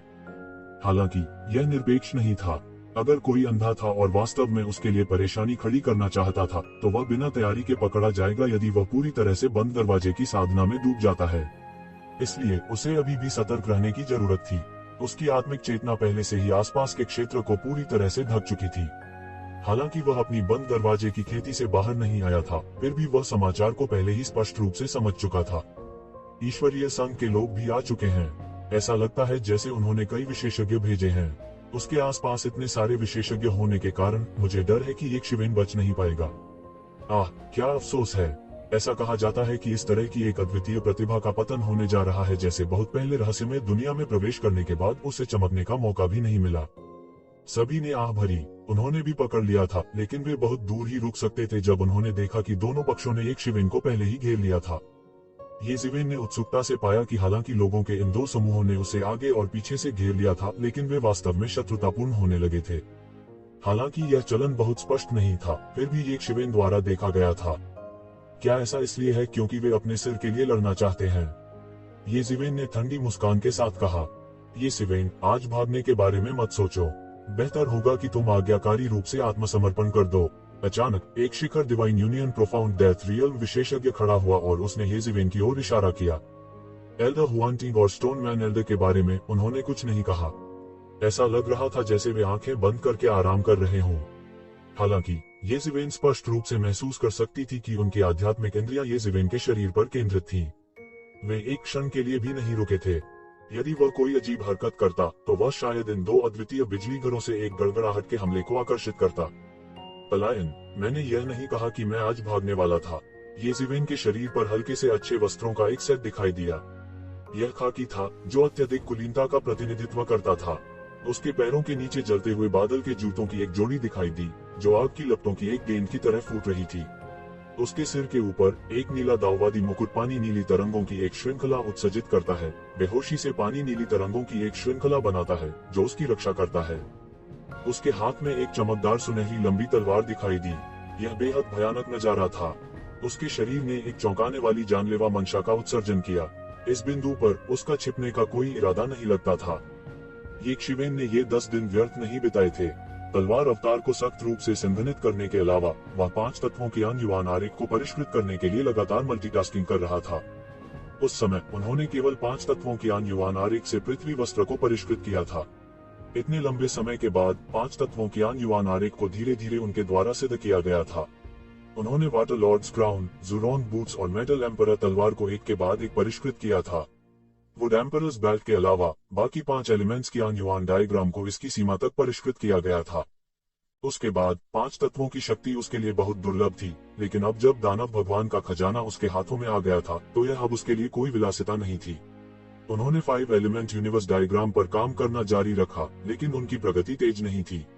यदि यह इस तथ्य के लिए नहीं था कि उसे इस हद तक मजबूर किया गया था, जहां उसे एक ही समय में 2 दिवंगत गहन मृत्यु अवस्था विशेषज्ञों के आश्चर्यजनक हमले का सामना करना पड़ सकता था, तो वह इसके शोधन को गति नहीं देना चाहता था। 5 तत्वों ब्रह्मांड आरेख। हालांकि लकड़ी सम्राट की बेल्ट को अभी तक परिष्कृत किया जाना बाकी था, 5 तत्वों के युआन आरेख की लकड़ी की विशेषता को पहले ही पूरी तरह से भर दिया गया था। हालांकि अभी इसकी सीमा तक पहुंचना बाकी था, लेकिन यह इससे बहुत दूर नहीं था। यदि वह वुड एम्परर्स बेल्ट को पूरी तरह से परिष्कृत कर सकता है, तो 5 एलिमेंट सुप्रीम द्वारा पीछे छोड़े गए पत्र के अनुसार उसे 5 सम्राटों का संरक्षण प्राप्त होगा, जिससे वह अभेद्य हो जाएगा। यह अत्यंत शक्तिशाली था। वह अपनी आक्रमण पद्धति के रूप में सीधे 5 तत्वों की शक्ति का उपयोग कर सकता था। 5 तत्वों की शक्ति से कोई भी हमला 5 सम्राटों की सुरक्षा के सामने कुछ भी नहीं था। जब तक वह यिन यांग क्यूई के साथ सीधे हमला करने के लिए अपने हाथ में यिन यांग जीवन और मृत्यु आरेख का उपयोग नहीं करता, तब तक 5 सम्राटों के संरक्षण को तोड़ना असंभव होगा। वास्तव में यदि वह 5 तत्वों की शक्ति को एक में परिष्कृत कर सकता है, तो वह सभी राक्षसों और राक्षसों का सफाया करने के लिए 5 प्राचीन सम्राटों के वंश को भी आमंत्रित कर सकता है। हालांकि उन्हें यह नहीं पता था कि उस अवस्था तक पहुंचने के लिए उन्हें कितने समय तक साधना करनी होगी। दूसरों के लिए अभ्यास करने का कोई तरीका न खोज पाना सबसे कठिन काम था। हालांकि ये ज़िवेन के लिए ऐसा नहीं था कि उसके पास अभ्यास करने का तरीका नहीं था। इसके विपरीत अभ्यास करने के बहुत सारे तरीके थे और तरीके बहुत जटिल थे। यह अब उनके सामने सबसे बड़ी समस्या थी। तथाकथित सर्वव्यापी का मतलब यह भी था कि वह हर चीज में ढीला था। कोई भी साधना पद्धति जिसे वह जानता था, चरम सीमा तक खेती करने पर धरती को चकनाचूर कर देने वाली कही जा सकती है। केवल 5 सम्राटों की साधना पद्धति ने ही एक बार सर्वोच्च पंचतत्वों की तरह एक अद्वितीय अस्तित्व उत्पन्न किया था। ये ज़िवेन के लिए पत्र में दर्ज जानकारी और अंतर्दृष्टि से यह निर्णय करना मुश्किल नहीं था कि यह 5 एलिमेंट सुप्रीम कम से कम एक महान व्यक्ति था। हालांकि यह 5 तत्व की युआन आरेख उनके द्वारा परिष्कृत किया गया था, लेकिन यह तकनीक उनकी अपनी नहीं थी। इसके बजाय यह एक गुप्त तकनीक थी जो प्राचीन काल से चली आ रही थी। शायद यह प्राचीन ईश्वर शास्त्रों के समान स्तर की एक शक्तिशाली तकनीक थी। शैतान के पंख, फीनिक्स पुनर्जनन तकनीक, आकाश की सील को पलटना आदि का उल्लेख नहीं करना, जिसे चरम पर खेती करने पर दुनिया में अद्वितीय कहा जा सकता है। ये ज़िवेन हमेशा हमला करने के लिए यिन यांग जीवन और मृत्यु आरेख का उपयोग करने के इच्छुक थे। यह अधिक शक्तिशाली था। उनके शुद्धिकरण और समझने की मुख्य दिशा यिन यांग जीवन और मृत्यु आरेख भी थी। हालांकि इस अवधि के दौरान उन्होंने समझा कि यद्यपि यिन यांग जीवन और मृत्यु आरेख उच्च स्तर का था, 5 तत्व की युआन आरेख उनके वर्तमान चरण के लिए अधिक उपयुक्त था। आखिरकार 5 तत्वों की युआन आरेख में अद्वितीय शक्ति थी। इसकी पूरी खेती और शोधन पद्धति भी थी। यिन यांग जीवन और मृत्यु आरेख की तुलना में 5 तत्वों की युआन आरेख को अत्यधिक विकसित करने की कठिनाई बहुत कम थी। इमेजेंस इमोर्टल एक्सटर्मिनेटिंग सेबर की तरह एक साधना पद्धति के अभाव में, यहाँ तक रहस्यमय स्थान की मदद से भी, ये ज़िवेन को अभी भी इमेजेंस इमोर्टल एक्सटर्मिनेटिंग सेबर की शोधन विधि का मुश्किल से पता लगाने के लिए सैकड़ों वर्षों तक खोज करनी पड़ी थी। यह अत्यंत कठिन था। साधारण मार्शल आर्ट या यहाँ तक कि साधारण साधना पद्धतियाँ रहस्यमय अंतरिक्ष की रहस्यमय शक्ति के साथ उन्हें पूरी तरह से निकालने में केवल एक क्षण लगेगा, और यहाँ तक कि उन्हें समझने में भी केवल एक क्षण लगेगा। हालांकि इनमें से प्रत्येक साधना पद्धति पिछली से अधिक शक्तिशाली थी और प्रत्येक पिछली से अधिक दबंग थी। यदि वह उन्हें निकालना चाहता तो उनमें से प्रत्येक की कठिनाई भी तेजी से बढ़ती। यदि वह उन सभी को परिष्कृत करना चाहता था जैसा उसने पहले किया था, तो भले ही रहस्यमय स्थान उन्हें निकाल सके, उसका गहरा कोर उन्हें निकालने के लिए पर्याप्त नहीं होगा। केवल इस हद तक 5 तत्वों के युआन आरेख को निकालने और परिष्कृत करने के लिए उसने अपने 15 मिलियन में से करोड़ों जुबान कोर को पहले ही पचा लिया था। यह ghost hot fire great array का उपयोग करने की कीमत के लगभग तुलनीय था। इस बार तलवार तत्व अवतार को संघनित करने की कठिनाई उनकी कल्पना से बहुत परे थी। उसने एक ही बार में 5 मिलियन जुबान कोर की खपत की थी। तभी उन्होंने तलवार सिद्धांत अवतार को संघनित करने का प्रबंधन किया। दूसरे शब्दों में, वह अचानक कंगाल हो गया था, और यह सब उसके सामने के लोगों द्वारा मजबूर किया गया था। 2 पीछा और अवरोधन ने कुल 20 मिलियन जुबान कोर की खपत की थी। ऐसा कहा जाता था कि ईश्वरीय संघ के कई शीर्ष रहस्यमय क्षेत्र विशेषज्ञ उसकी खोज में मारे गए थे। कौन जानता था कि उसने भी बड़ी कीमत चुकाई है। वह क्या है? इतनी शक्तिशाली आभा। यह लोगों को ऐसा महसूस कराता है जैसे वे दुनिया के एक सम्राट का सामना कर रहे हैं। उनके शरीर अनजाने में पूजा की भावना पैदा करते हैं। कुछ लोग अनैच्छिक रूप से पूजा करना चाहते थे, लेकिन उनके उदात्त और अड़ियल चरित्र ने उन्हें रोक दिया। इस स्तर तक साधना करने के बाद एक देवता भी उनके घुटने टेकने के योग्य नहीं था। जब तक उन्हें मजबूर नहीं किया जाता, तब तक कोई स्वेच्छा से घुटने नहीं टेकता। येज़ेबेल शून्य में खड़ी थी। उसके 4 रंग चकाचौंध से चमक रहे थे। यह ऐसा था जैसे दुनिया का बादशाह इस दुनिया में उतर आया हो। उनके हाथों और पैरों की हर हरकत में बड़ी ताकत होती है, मानो दुनिया की सारी किस्मत उसके शरीर में जुड़ गई हो। उनके शब्द सुनहरे शब्दों और जेड शब्दों की तरह थे। उन्होंने जहां भी इशारा किया वह दुनिया की दिशा थी। एक राजा क्या था, नश्वर दुनिया में यह एक सर्वोच्च अस्तित्व था। इस तरह के व्यक्ति को स्वर्ग का पुत्र कहा जाता था। वह अनगिनत भाग्य के साथ पैदा हुआ था और एक सच्चे स्वर्ग का गौरव था। जहां तक 5 सम्राटों की बात है, वे दुनिया के राजा थे, सर्वोच्च राजा। अब येज़ेबेल के शरीर में 5 सम्राटों का भाग्य जुड़ गया था, जिसने इतना भयानक प्रभाव पैदा किया था। हालांकि उसकी खेती अभी भी 5 सम्राटों के स्तर से बहुत दूर थी, फिर भी यह काफी चौंकाने वाला था। येज़ेबेल ने धीरे से अपनी आंखें खोली। उसकी आंखों में एक अत्याचारी प्रकाश झिलमिला उठा। उसकी आंखें एक खूंखार जानवर की तरह लाल रक्त का ढेर थीं। उसके द्वारा स्टार बीस्ट की रक्त रेखा जुटाई गई थी। दुनिया के सितारों की ताकत धीरे धीरे उसकी तरफ इकट्ठी होने लगी थी। एक प्राचीन खूंखार जानवर का दबाव धीरे धीरे कम हो गया था। हर कोई सोचता है कि मुझे धमकाना आसान है। उस स्थिति में मैं आज दुनिया को उल्टा कर दूंगा। तुम मुझे मारना चाहते हो, देखते हैं कि क्या तुम बर्दाश्त कर सकते हो। येज़ेबेल की आवाज बहुत ठंडी थी, जैसे कि वह नर्क से आई हो। उनके शब्दों का अनुसरण करते हुए हर कोई एक असीम खूनी आभा को फैलते हुए महसूस कर रहा था। बच्चे, तुम बहुत घमंडी हो। दिव्य संघ के मध्यवर्ती गहन मृत्यु क्षेत्र के विशेषज्ञ येज़ेबेल की आभा से भयभीत थे। उसे अचानक होश आया। वह एक ही समय में शर्मिंदा और क्रोधित था। उसने महसूस किया कि येज़ेबेल से भयभीत होना एक बहुत बड़ा अपमान था। बूम! उसके हाथ में लगी तलवार निकल गई। तलवार की रोशनी ने आधा आसमान रोशन कर दिया, दूसरा आधा तुरंत बिखर गया। एक ऐसी दुनिया बन गई जो येज़ेबेल की ओर कुचल गई। बजना! तलवार की रोशनी येज़ेबेल के सामने 3 फीट की गहराई तक जा गिरी। हालांकि यह करीब नहीं हो सका। येज़ेबेल के शरीर से 3 फीट दूर की दुनिया पूरी तरह से बिखर चुकी थी, जिससे अनगिनत प्रारंभिक अराजकता का पता चलता था। कोई कल्पना कर सकता है कि यह तलवार कितनी शक्तिशाली थी। चूंकि वे पहले ही लुओयू शहर की सीमाओं को छोड़ चुके थे, इसलिए यहाँ की जगह को सुदृढ़ नहीं किया गया था। एक मध्यवर्ती गहन मृत्यु क्षेत्र विशेषज्ञ का हमला दुनिया को नष्ट करने के लिए पर्याप्त था। यह कैसे संभव है? मध्यवर्ती गहरा मृत्यु क्षेत्र विशेषज्ञ पूरी तरह से स्तब्ध था। उसे विश्वास नहीं हो रहा था कि उसके हाथ की लंबी तलवार को वास्तव में येज़ेबेल ने रोक लिया था। इसके अलावा येज़ेबेल हिली भी नहीं थी। उसकी लंबी तलवार वास्तव में येज़ेबेल के सामने 3 फीट फंसी हुई थी। यह नर्म जल नीली रोशनी की एक गेंद द्वारा अवरुद्ध कर दिया गया था। शुई जुंगुआन ने अपना द्वेष प्रकट कर दिया था। यह केवल मध्यवर्ती चरण गहन मृत्यु क्षेत्र विशेषज्ञ नहीं था। हर कोई हैरान रह गया। यह उन विशेषज्ञों के लिए विशेष रूप से सच था जो येज़ेबेल के पीछे पीछे चल रहे थे। उनमें से कई लोगों ने अनुमान लगाया था कि कैसे येज़ेबेल ने दिवुशिन को हराया था। उन्होंने अनुमान लगाया था कि येज़ेबेल की ताकत एक साधारण चोटी के मध्यवर्ती चरण के गहन मृत्यु क्षेत्र विशेषज्ञ से कहीं अधिक थी। हालांकि येज़ेबेल बिना हिले दुले दिवुशिन के हमले को पूरी तरह से रोकने में सक्षम थी। दुनिया के दाहिने के अलावा विशाल और असीम आकाश पूरी तरह से खामोश था।